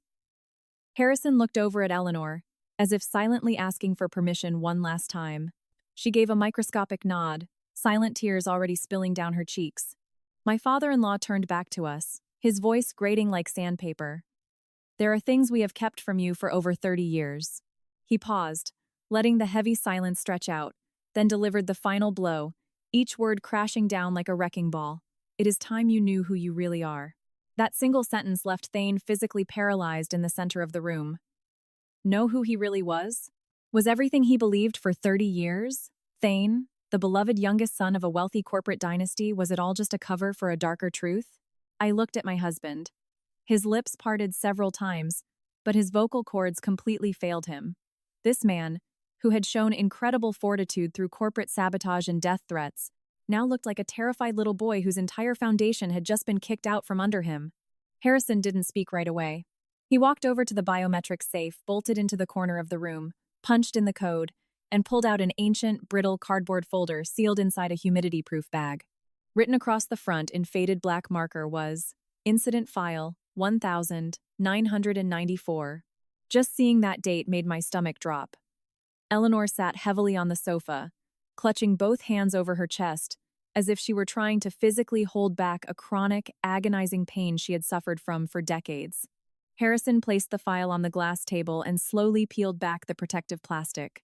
Inside were a vintage typewritten birth certificate, a faded Polaroid photograph, a stack of heavily redacted legal guardianship transfer forms, and a tiny, tarnished silver baby bracelet. The photograph showed a young woman with a striking, sharp face holding a little boy who looked to be about 4 or 5 years old. That woman had eyes identical to Thane's, bright, intense, and deeply sorrowful. I had never seen her face in any of the massive family photo albums in Greenwich. Thane stared down at the Polaroid, his throat completely dry. "Who is she?" Hearing that question made Eleanor let out a choked sob. Harrison let out a heavy, defeated sigh. "That is Lorraine, your mother's younger sister." The silence in the room was so absolute you could hear the faint ticking of the wall clock. Thane furrowed his brow, desperately trying to process the data, but it was obvious his brain was rejecting it. Harrison looked him dead in the eyes. "And she is also your biological mother." I felt the entire room aggressively tilt on its axis. Thane took a staggering half-step backward. bracing his hand against the edge of the glass table to keep from collapsing. He looked at his father, then at his mother, and the expression in his eyes was no longer shock, it was total, unadulterated devastation. Biological mother? What does that even mean? I'm not your son? His voice was barely a whisper, but the words were violently fractured by pain.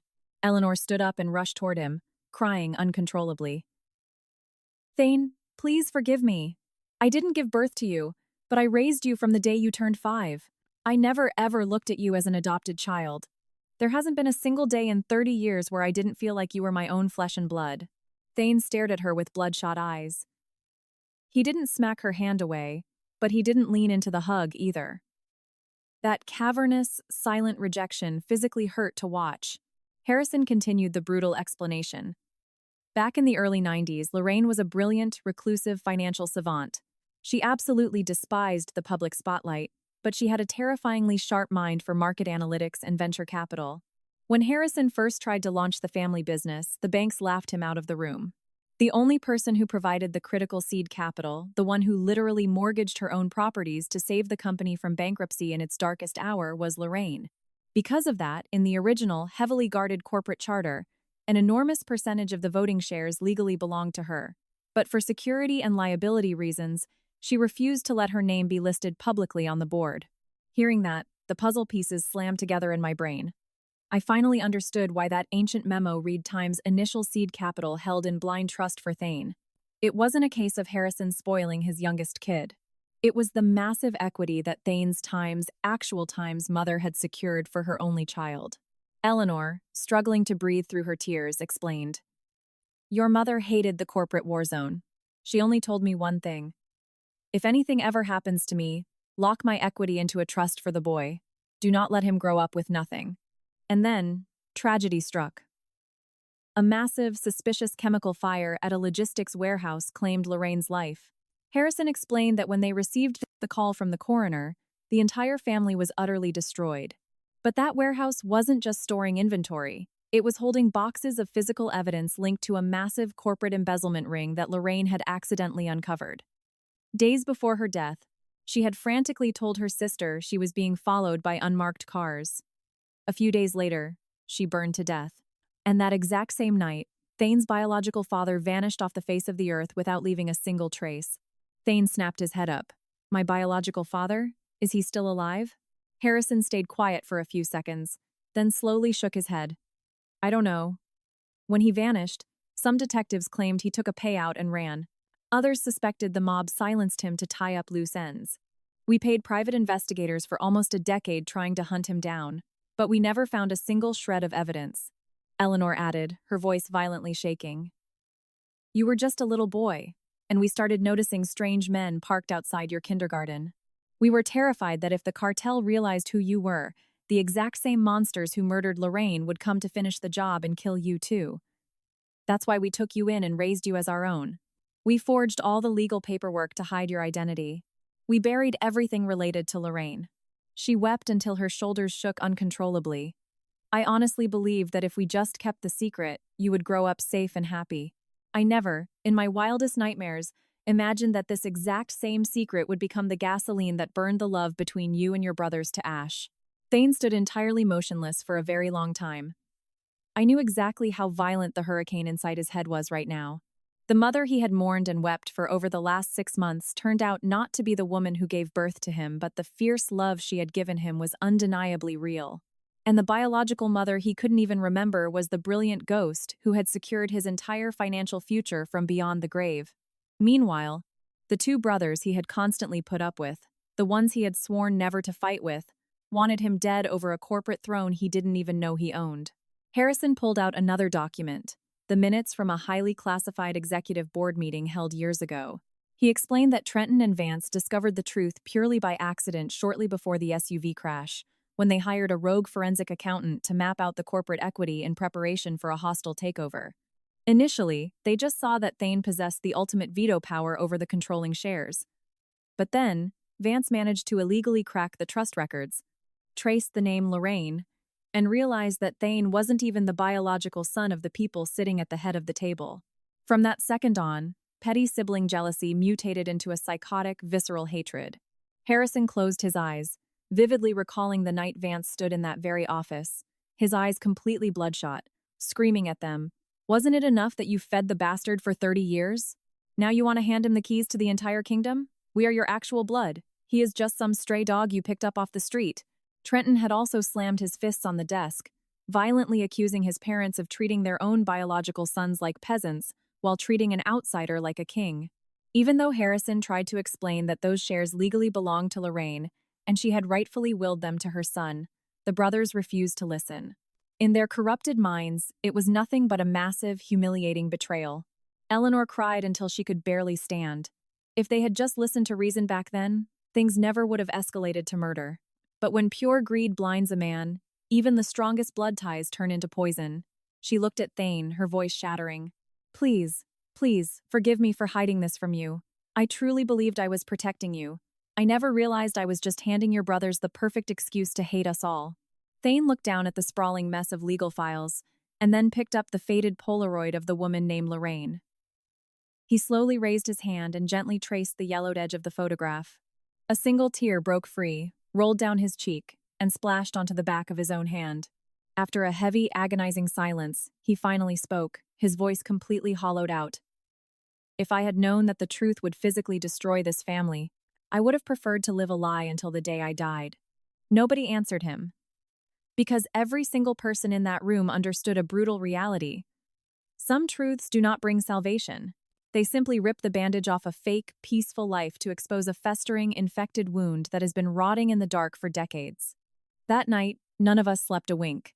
Thane sat completely alone in the dark for hours, staring in absolute silence at the photograph of Lorraine. I didn't know what was racing through his mind, and I was too terrified to ask.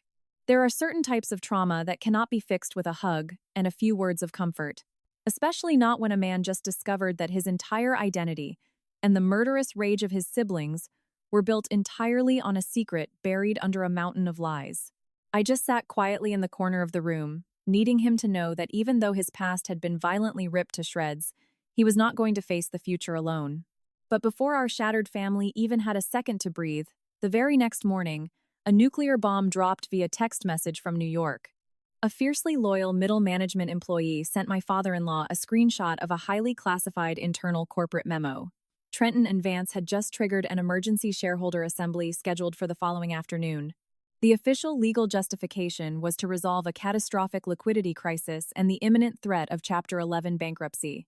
Reading those words, Harrison's face turned to granite. He only needed to read the first 2 lines before he declared, "They are making their final move." I didn't fully grasp the magnitude of it until Detective Rollins rushed in carrying a physical copy of the contract he had intercepted via a mole inside the legal department. It was a binding, ironclad agreement to transfer 65% of the voting shares directly to a ruthless foreign equity group. The clauses were absolutely lethal. The millisecond the board of directors ratified it, and the CEO signed the dotted line, absolute control of the empire would legally transfer to the overseas buyers. And once that ink dried, even if my in-laws walked out onto Fifth Avenue and announced they were alive, it would trigger an international legal labyrinth that would take decades to untangle. The empire would be gone, chopped up and sold off entirely legally. Thane read the contract, the color draining from his face. Are they really going to sell off Mom and Dad's entire legacy? Harrison answered, his voice dropping into a terrifyingly low register. They aren't doing this to save the company. They are doing this to launder the embezzled cash. First, they hollowed out the accounts. Then, they cooked the books to make it look like we are drowning in debt. Now, they are using the panic of bankruptcy as an excuse to sell off the assets for pennies. The massive payout from the equity firm will bounce straight into their offshore accounts, and they will vanish. Eleanor, sitting next to him with swollen, exhausted eyes, whispered, "We bled our entire lives to build that place. And to them, it's just a garage sale." That very afternoon, highly calculated, toxic rumors began to flood the financial district. Minority shareholders anonymously received doctored quarterly reports, showing the company hemorrhaging cash, warning that if they didn't approve the buyout immediately, the stock price would flatline in less than 90 days. Sloan suddenly appeared in a massive corporate group chat, typing with sickeningly fake sweetness. "Since our beloved parents passed away, my husband and his brother are killing themselves trying to salvage whatever is left for the employees. If the board stays stubborn, the ship will sink, and we will all have failed the memory of the founders. Reading that made me physically nauseous. This was the exact same woman who had put on an Oscar-worthy crying performance at the funeral. Now she was literally using her dead in-laws as a human shield to push through a fraudulent corporate buyout. Blair was even more venomous. She started aggressively feeding rumors to the industry press that Thane and I had secretly allied with a rival conglomerate to sabotage the family business from the outside. In an alumni group chat filled with veteran executives, she wrote, "Just a heads up about Thane. He plays the innocent saint, but sometimes the quiet ones hide the sharpest knives. He's been leaking our client lists." Hours later, a heavily manipulated video clip surfaced online. It supposedly showed Thane sitting in a high-end restaurant with foreign corporate spies, sliding highly confidential corporate blueprints across the table. The audio, spliced together with terrifyingly good deepfake software, made it sound exactly like my husband was saying, "If you guys wire me the right payout, I'll hand over every internal server password I have." I was completely paralyzed. I knew exactly where that footage came from. It was a totally normal lunch pitch with one of our harmless local clients. But Vance had hired professionals to crop the camera angle, alter the audio track, and completely strip the context to make Thane look like a corporate terrorist. My husband gripped his phone, his lips totally white from pure, suppressed rage. But he didn't scream, and he didn't punch a wall. Instead, he sank into a silence that was infinitely more terrifying. A few minutes later, he said coldly, "They don't just want the money. They want to absolutely guarantee that if you two come back from the dead, or if I go to the FBI, the shareholders will already view me as a psychotic, bitter traitor." Harrison nodded slowly. That is Vance's signature move. He never stabs you in the chest. First, he completely annihilates your reputation, isolates you from your allies, and then he goes for the throat. The minority shareholders began to panic. An old retired board member who used to play golf with Harrison called us on a burner line, his tone incredibly cautious. "Thane, I am so sorry about your parents and I don't want to doubt you. But if you really are leaking SEC data, you guys need to settle this in private. We cannot let a multi-billion-dollar empire collapse because of a sibling rivalry." Listening to him made my throat close up. These people had absolutely no idea that the man they were grieving was sitting right next to me, nor did they realize that the two saviors currently running the company were the ones actively driving it off a cliff. That same night, Trenton called Thane directly. He didn't even bother faking the grieving brother routine anymore. The second the call connected, his voice was freezing cold. "Little brother, I hear you've been making a lot of noise lately." Thane tapped the record button on his screen and replied, "Say whatever you have to say. Skip the intro." Trenton let out a harsh, arrogant laugh. "If you tuck your tail between your legs and stay quiet tomorrow, I'll write you a nice severance check so you can walk away. But if you try to sabotage this assembly, don't go crying to the press when you spend the rest of your life branded as a corporate spy. Mom and Dad are dead. Don't let the last name they gave you rot in the gutter along with you." That specific phrase times "Mom and Dad are dead" times coming out of his mouth made the hair on my arms stand straight up. I looked over at my in-laws. Eleanor turned her face away, letting the tears fall in silence. Harrison sat completely still, but there was a violent, glacial fury in his eyes that I had never witnessed before. Thane answered in a slow, deadpan voice. "Trenton, if Mom and Dad could hear you right now, it would break their hearts." There was a 2-second pause on the line before Trenton growled, "Don't try to scare me with ghosts. In the real world, signed contracts are worth a hell of a lot more than tears." When the call dropped, the room felt like a pressurized submarine. My father-in-law picked up Thane's phone, listened to the recording one more time, and gently set it back down on the glass table. He spoke with chilling calmness. "The waiting game is officially over. If we let them sign that paper tomorrow, we lose the board completely." Eleanor, her voice trembling with anxiety, asked, "But if we just walk through the front doors tomorrow, everyone in the city will know the car crash was a hoax. The SEC, the press, the shareholders. It's going to be the biggest scandal in Wall Street history." Harrison looked at her. "A massive scandal is infinitely better than losing our entire legacy to criminals. We vanished so we could build a bulletproof case, not so we could hide in the shadows for the rest of our lives." He turned to Thane, his eyes a mix of ironclad resolve and deep sorrow. "Tomorrow, you are coming with us. Kala, you too. We are crashing that assembly." My heart instantly shifted into overdrive. Even though I knew this was coming, a violent shiver still racked my spine.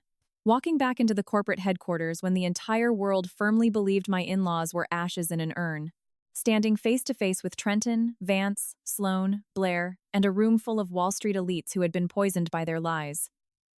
This wasn't going to be a simple boardroom argument. This was going to be an absolute bloodbath. Thane looked at his parents, and then he looked at me. He took a massive, shuddering breath, his voice raspy but unbreakable. "I'm in. I am not going to let them drag our family's name through the mud." I grabbed his hand. His skin was freezing, but his grip didn't shake for a microsecond. Deep down in my bones, I knew it with absolute certainty. From this moment on, there was no turning back. Tomorrow, the dead were coming back to life, and the people who thought they had won the war were going to have to stare the terrifying truth right in the face. I woke up incredibly early the next morning. I had barely slept a wink all night, yet my mind felt unnaturally sharp. There are certain moments in life when you simply aren't allowed to be exhausted, because if you let your guard down for even a fraction of a second, the enemy will trample over everything you are fighting to protect. Thane was standing in front of the hotel mirror, aggressively adjusting the collar of his dress shirt. His face looked gaunt and hollowed out from the sheer amount of psychological trauma he had endured, but his eyes were completely devoid of the confusion that used to haunt him. He met my gaze in the mirror and said in a low, protective tone, "If things get violent today, you stay behind me." I walked up behind him, smoothing out the shoulders of his suit jacket, and replied softly but firmly, "No, today I stand right beside you." He looked at me, his eyes rimmed red, but he didn't argue. In the adjoining suite, my father-in-law had suited up in the immaculate, pitch-black bespoke suit he always reserved for massive shareholder summits. Eleanor had chosen a highly conservative dark dress, clasping her signature pearl bracelet around her wrist. Seeing the two of them standing there together gave me the surreal feeling that these people who the entire city had practically canonized as tragic martyrs were about to personally yank the white sheet off their own corpses. The emergency shareholder assembly was taking place in the massive grand auditorium inside the corporate headquarters in New York City. It was the exact same room where Harrison had delivered his famous keynote speech on the company's 20th anniversary, where he had forcefully declared that a corporate empire that abandons its honor is nothing but an empty, rotting shell. And yet, today, that very same room was going to be used to legally rubber stamp the hostile fire sale of his entire life's work. Our private SUV pulled into a highly restricted underground VIP loading dock. Harrison didn't want us marching through the front lobby just yet. He wanted to wait in the wings and listen until the very last possible second, just to see exactly how far his own flesh and blood would go with their lies. Thane and I walked silently behind them down the heavily carpeted backstage corridor.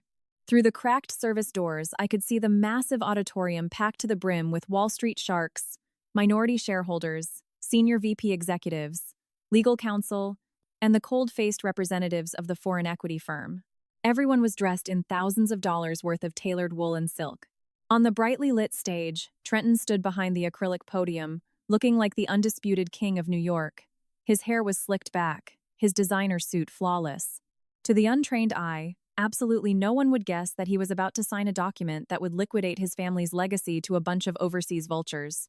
Vance was seated at a massive mahogany table on the right side of the stage, flanked by two ruthless corporate lawyers. Right in front of him rested the impossibly thick binder containing the stock transfer agreement, complete with bright yellow sticky notes indicating exactly where Trenton needed to sign. Vance's face maintained a chilling, sociopathic level of absolute calm. Sloan and Blair were sitting front and center in the VIP row, their makeup professionally done to look appropriately somber. Sloan would occasionally lean over and whisper to an older shareholder, dramatically wiping a fake tear from her cheek. Blair, on the other hand, casually tapped on her latest iPhone, a wicked, arrogant smirk playing on her lips, looking exactly like a woman who already had the entire world wrapped around her finger. At exactly 9 o'clock, Trenton adjusted the microphone, offered a deeply practiced, somber bow to the assembly, and spoke with a perfectly manufactured melancholic tone. "Esteemed partners and shareholders, ever since the tragic day my beloved parents were taken from us in that horrific accident, our family and this incredible company have navigated through a brutal, terrifying storm. As the eldest son, I have spent countless sleepless nights sitting in my father's old office, desperately praying for a way to save his legacy." Hearing that made Eleanor's hand physically shake. She stood hidden behind the heavy velvet curtain, staring at her firstborn son without blinking. Trenton continued his performance. "But the global free market does not care about a family's grief. our corporate cash flow is under apocalyptic pressure. If we stubbornly cling to the outdated operational models of the past, this entire empire will collapse into bankruptcy within the quarter. That is exactly why today, acting on behalf of my family, we will execute the final, necessary step to pivot and save this corporation. The second he finished that sentence, a low wave of murmurs rippled through the crowd. Some executives nodded in grim agreement, while others furrowed their brows in concern. But absolutely no one in that room had the classified financial data required to publicly call his bluff. Vance stood up, smoothly buttoned his suit jacket, and spoke with flawless poise. Transferring this block of equity does not mean we are abandoning our parents' hard work. It is literally the only mathematical path to keeping the doors open and protecting your investments. I am begging the shareholders to please understand the agonizing position our family is currently in. He delivered the lie so perfectly, with such a smooth, reassuring cadence, that if I didn't know the horrifying truth, I probably would have voted for him too. It was deeply disturbing how easily a man capable of orchestrating his own parents' murder could utilize such a loyal, filial tone of voice. Sloane stood up from the front row and dabbed at her dry eyes with a silk tissue. She looked out at the crowd, her voice artificially breaking. These past few months have placed an unbearable weight on my husband's shoulders. I catch him crying alone in the dark almost every single night. But he has to put on a brave face to protect all of our jobs. Blair immediately jumped in right on cue. It's the exact same nightmare with my husband. The media and the outsiders don't understand it at all. They accuse them of being power-hungry. But I swear to you, if Trenton and Vance hadn't stepped up to carry this cross, we would already be in federal bankruptcy court. Listening to them made me want to laugh out loud from the sheer, nauseating irony.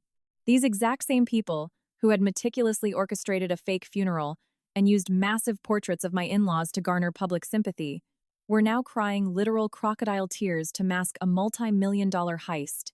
Thane stood next to me, his fists clenched so tight his knuckles were white. I gently brushed my fingers against his arm, silently pleading with him to hold the line.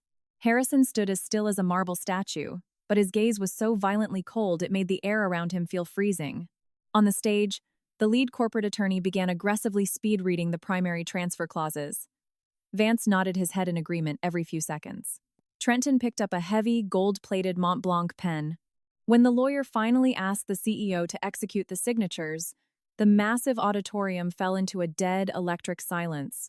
Trenton walked over to the mahogany table and flipped the binder open to the final signature page. Vance leaned in slightly and whispered out of the corner of his mouth. But because the stage microphones were highly sensitive and still hot, a few words echoed softly over the speakers. Sign it right now. After today, nobody can ever undo this. Right at the exact millisecond, the gold tip of Trenton's pen hovered over the dotted line. Harrison violently shoved the massive double doors of the stage entrance open. The heavy wood slammed against the wall, echoing through the room like a gunshot. Every single head in the auditorium snapped toward us in absolute unison. Harrison walked out first, his posture ramrod straight, his expression terrifyingly severe. Right beside him was Eleanor, her eyes rimmed red but blazing with absolute authority. Thane and I walked out immediately behind them. In that fraction of a second, the entire auditorium was paralyzed. A senior executive jumped up so fast his heavy chair tipped backward and crashed onto the floor. A young female analyst in the third row let out a muffled scream of sheer terror. "Oh my God!" The chairman, an elderly board member with trembling hands, ripped off his reading glasses and aggressively rubbed his eyes, thoroughly convinced he was having a stroke. The murmurs exploded into a chaotic roar, then instantly died back down into a suffocating mix of total terror and bewilderment. They stared at them as if two literal ghosts had just stepped right out of their funeral portraits. Trenton dropped the gold pen. The tiny sound of the metal rolling across the mahogany table was microscopic. Yet in the dead silence of the room, it was deafening. All the blood drained from his face. His lips started trembling uncontrollably. He took a stumbling half-step backward, staring at his parents with eyes that looked like they were going to pop out of his skull. Sloane shot up from her front row seat like she had been electrocuted. The silk tissue slipped out of her fingers and fluttered to the carpet. Blair turned the color of a ghost and gripped her iPhone so hard her knuckles turned a sickly white. Only Vance actually tried to maintain tactical control. He bolted upright from his leather chair, his eyes darting frantically from his parents straight to Thane. He barked into the microphone, his voice dripping with ice. "Who let these imposters in here to put on this sick theater? Security? Get them out." but his screaming orders carried absolutely zero weight. The armed corporate security guards stationed around the room were frozen completely solid.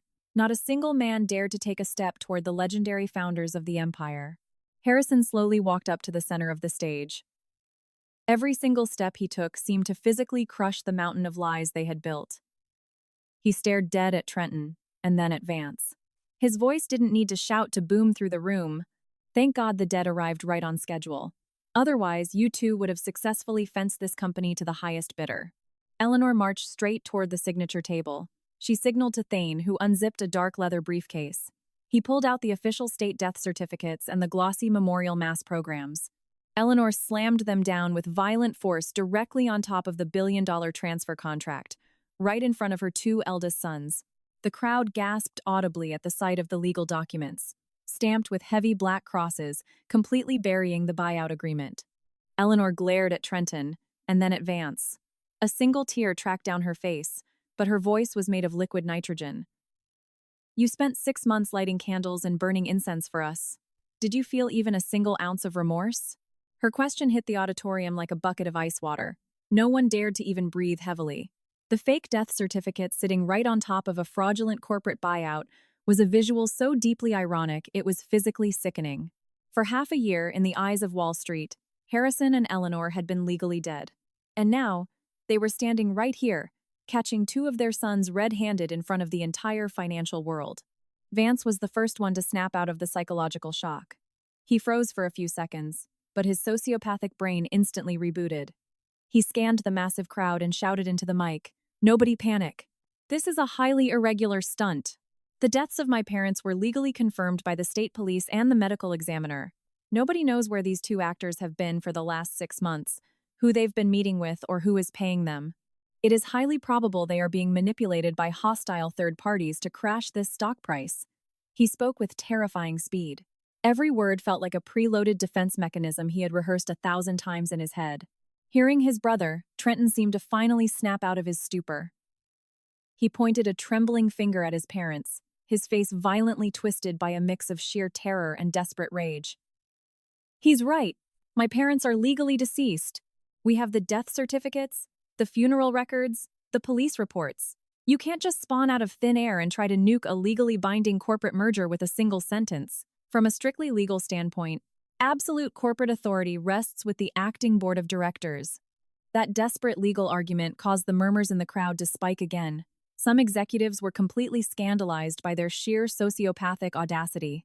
Others, however, actually started to doubt the situation based purely on the confusing legal technicalities.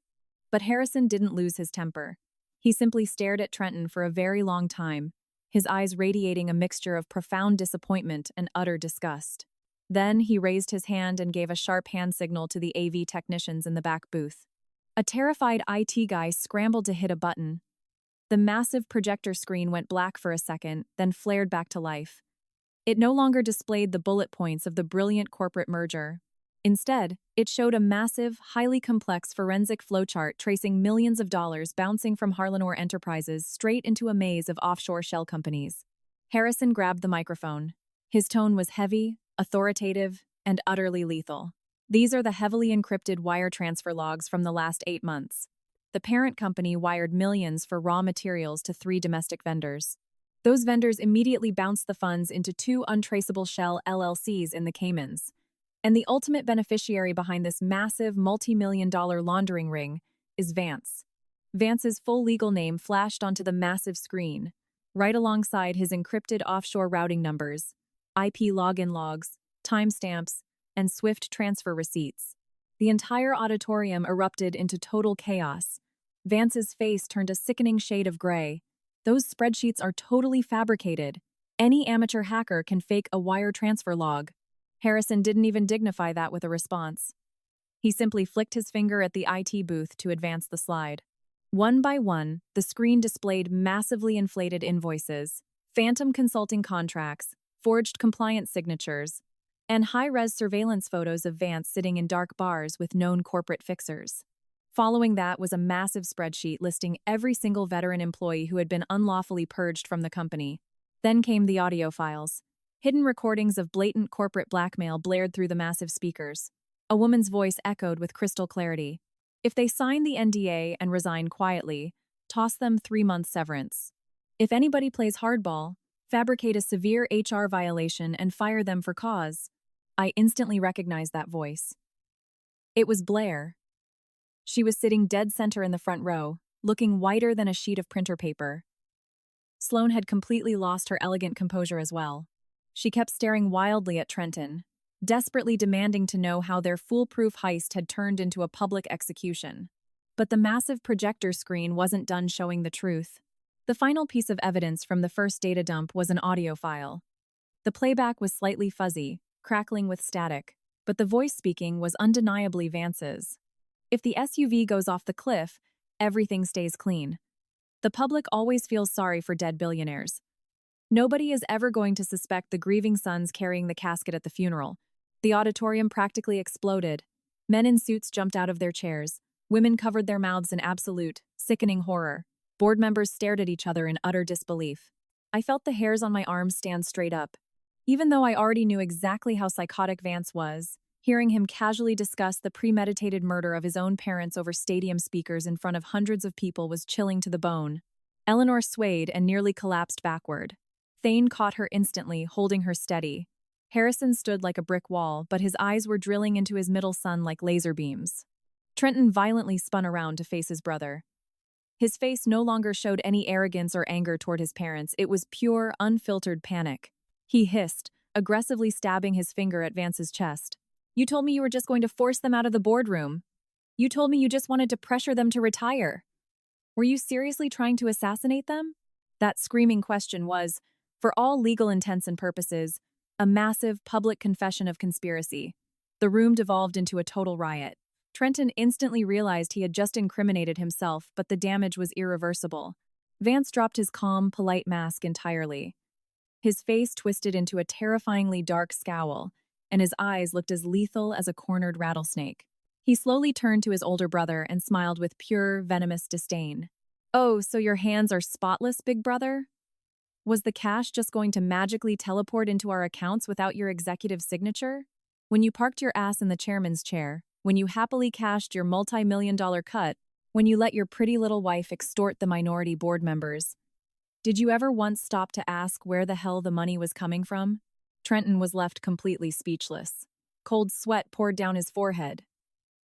With just 2 sentences, Vance had wrapped a legal noose around both of their necks and dragged him down into the mud with him. Sloane, realizing the FBI was practically already at the door, jumped up from her seat. Her voice was violently shaking, but she desperately tried to sound like an innocent victim. I don't know anything about any of this. I only listened to my husband when he said we needed to stabilize the shareholders. I am just his wife. I don't touch the corporate finances. I don't handle wire transfers. I have nothing to do with any of this. Harrison stared down at her from the stage. And how do you legally explain the highly encrypted burner phones you used to orchestrate the hostile takeover with the minority board members? Or the $500,000 that was mysteriously wired into your brother's personal checking account? Sloane went ghost pale. Her lips quivered, but she couldn't formulate a single word. Blair completely panicked. She spun around, grabbed Vance's suit sleeve, and yanked it violently. Tell them! Tell them I was only following your orders! I didn't mastermind this! Vance violently shoved her arm away. Shut your mouth. It was that exact, aggressive shove that caused Blair to completely snap. She screamed at the top of her lungs in front of the entire assembly. You are the one who ordered me to hire the deepfake editors to create that video framing Thane. You explicitly told me that we just needed to brand him as a corporate traitor so nobody would ever believe a word he said. This entire psycho operation was your idea. Do not pin the federal charges on me. Blair's screaming confession left Thane completely frozen. He stared down at his sister-in-law with pure disgust and rage. So you're the one who manufactured the treason tape. Blair broke down into hysterical, ugly sobs, burying her face in her hands. But absolutely no one in that room was going to fall for her tears ever again. Sloane, seeing that Blair had just completely flipped and confessed to federal wire fraud, started violently trembling. She begged, her voice cracking. I only hid the private founding charter and the notarized copy of the will. Vance told me to hold on to them so he could throw them in an incinerator before Thane could legally file for his controlling shares. I swear to God I didn't know he was trying to kill you. I swear. Eleanor looked down at Sloane with a voice heavily laden with icy heartbreak. You steal the family's last will and testament, you hand it over to a psychopath to burn, and you have the absolute nerve to stand there and claim you didn't know anything? Sloane dropped her head in total shame. Trenton stared at his wife with a sickening mix of fury and total bewilderment. In a matter of minutes, the four people who had strutted into the front row acting like untouchable billionaires were viciously tearing each other to shreds in front of the entire financial sector. Right at the absolute peak of the auditorium's chaos, Harrison looked over at me and gave a microscopic nod. I knew it was my turn. I walked out to the center of the stage. My heart was redlining at 100 miles an hour, but bizarrely, my hands weren't shaking at all. I reached into my designer purse and pulled out the encrypted, military-grade flash drive that Harrison had handed me right before the meeting started. I plugged it directly into the master presentation laptop in full view of the stunned audience. The massive screen shifted to a brand new directory. Displayed in high resolution was the scanned PDF of the original will and testament, the legal certificates proving Lorraine's initial capital injection, the decrypted server logs rescued from the torched basement archive, and the pristine accounting ledgers of their offshore money laundering the exact same ledgers I had personally downloaded and hidden right before Vance's goons wiped our startup's servers. I grabbed the microphone. I stared dead down at Vance, at Sloane, at Blair, and I spoke with absolute razor-sharp clarity. You guys burned physical archives, you wiped our corporate hard drives, and you manufactured deepfake videos. But you completely forgot the golden rule of business. A good accountant never, ever stores the master ledgers in a single location. Vance stared at me, and for the very first time, I saw genuine, unadulterated panic flash across his eyes. The panic only lasted for a fraction of a second, but it was all I needed to see to know that his entire sociopathic house of cards had just imploded. He leaped out of his chair, wildly scanning the auditorium exits like a trapped animal looking for an escape route. The murmurs among the attendees had escalated into a deafening roar. The Wall Street executives he had brilliantly manipulated, the terrified employees who actually believed he was saving their jobs, they all stared at him with a volatile cocktail of horror and absolute disgust. Vance suddenly broke into a sprint toward the side emergency exit of the auditorium, but before he could even make it past the VIP seating, the heavy doors violently burst open from the outside. A heavily armed tactical unit of the state police, specifically assigned to the Financial Crimes Task Force, flooded into the room. They were accompanied by the family's elite legal counsel and Detective Rollins. Everything had been meticulously choreographed by my father-in-law. He hadn't crashed this meeting just to publicly embarrass his sons. He came to end this corporate tragedy with irrefutable FBI-level evidence, shutting it down legally, rather than engaging in some petty family screaming match. The armed detectives instantly blocked Vance's escape path. He desperately tried to shove past them, screaming, "You don't have a warrant for this. This is an internal corporate dispute." Harrison stared down at him from the stage, his voice booming over the microphone. "When you launder tens of millions of dollars out of a U.S. corporation, when you hire cartel hitmen to threaten your parents, when you commit corporate arson, and when you manufacture federal evidence to destroy your own brother, it stops being an internal dispute." Vance froze. For the very first time in his life, the man who always hid behind a polite, calculating smile couldn't find a single word to manipulate his way out of the trap.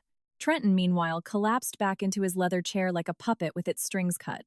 He stared over at Vance, his eyes vacant, completely overwhelmed by terror, rage, and the most crushing humiliation a man could experience. I suppose that was the exact second he finally realized he had never been the king.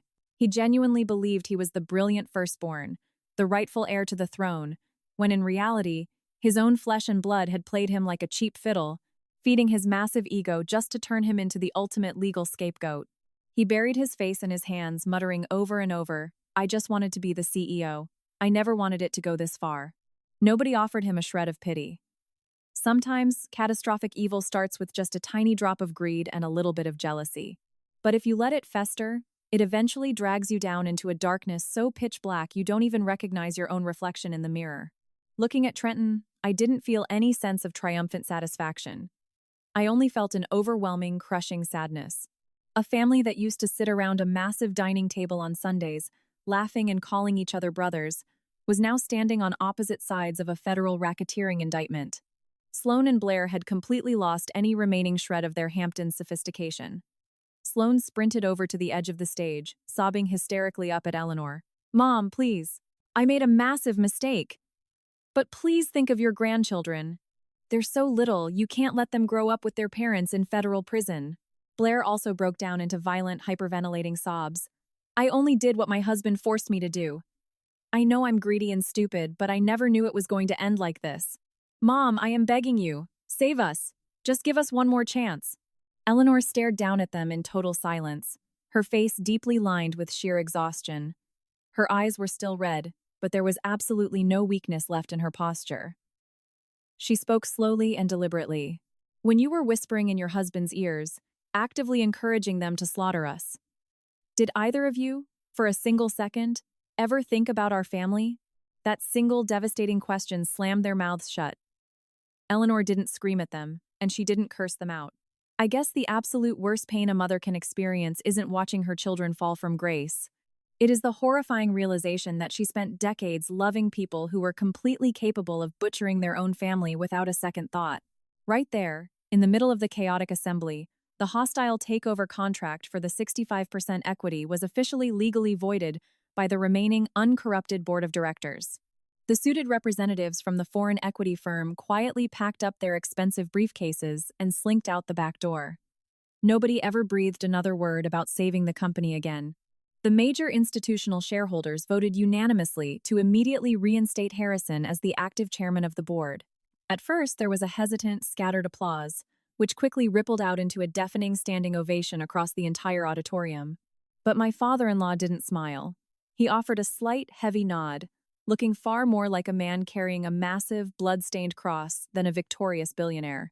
He then turned directly toward Thane, and in front of the entire financial world, declared into the microphone, "The second this corporation stabilizes from this disaster, I will be legally transferring the position of Chief Executive Officer entirely over to Thane."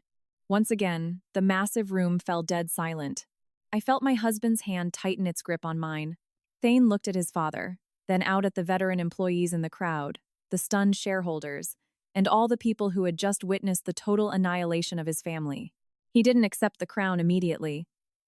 He stepped up to the podium, grabbed the microphone, and spoke. His voice was raspy, but it rang out with undeniable clarity. "I appreciate your absolute trust, Dad, but I will not sit in that chair just to settle a vendetta.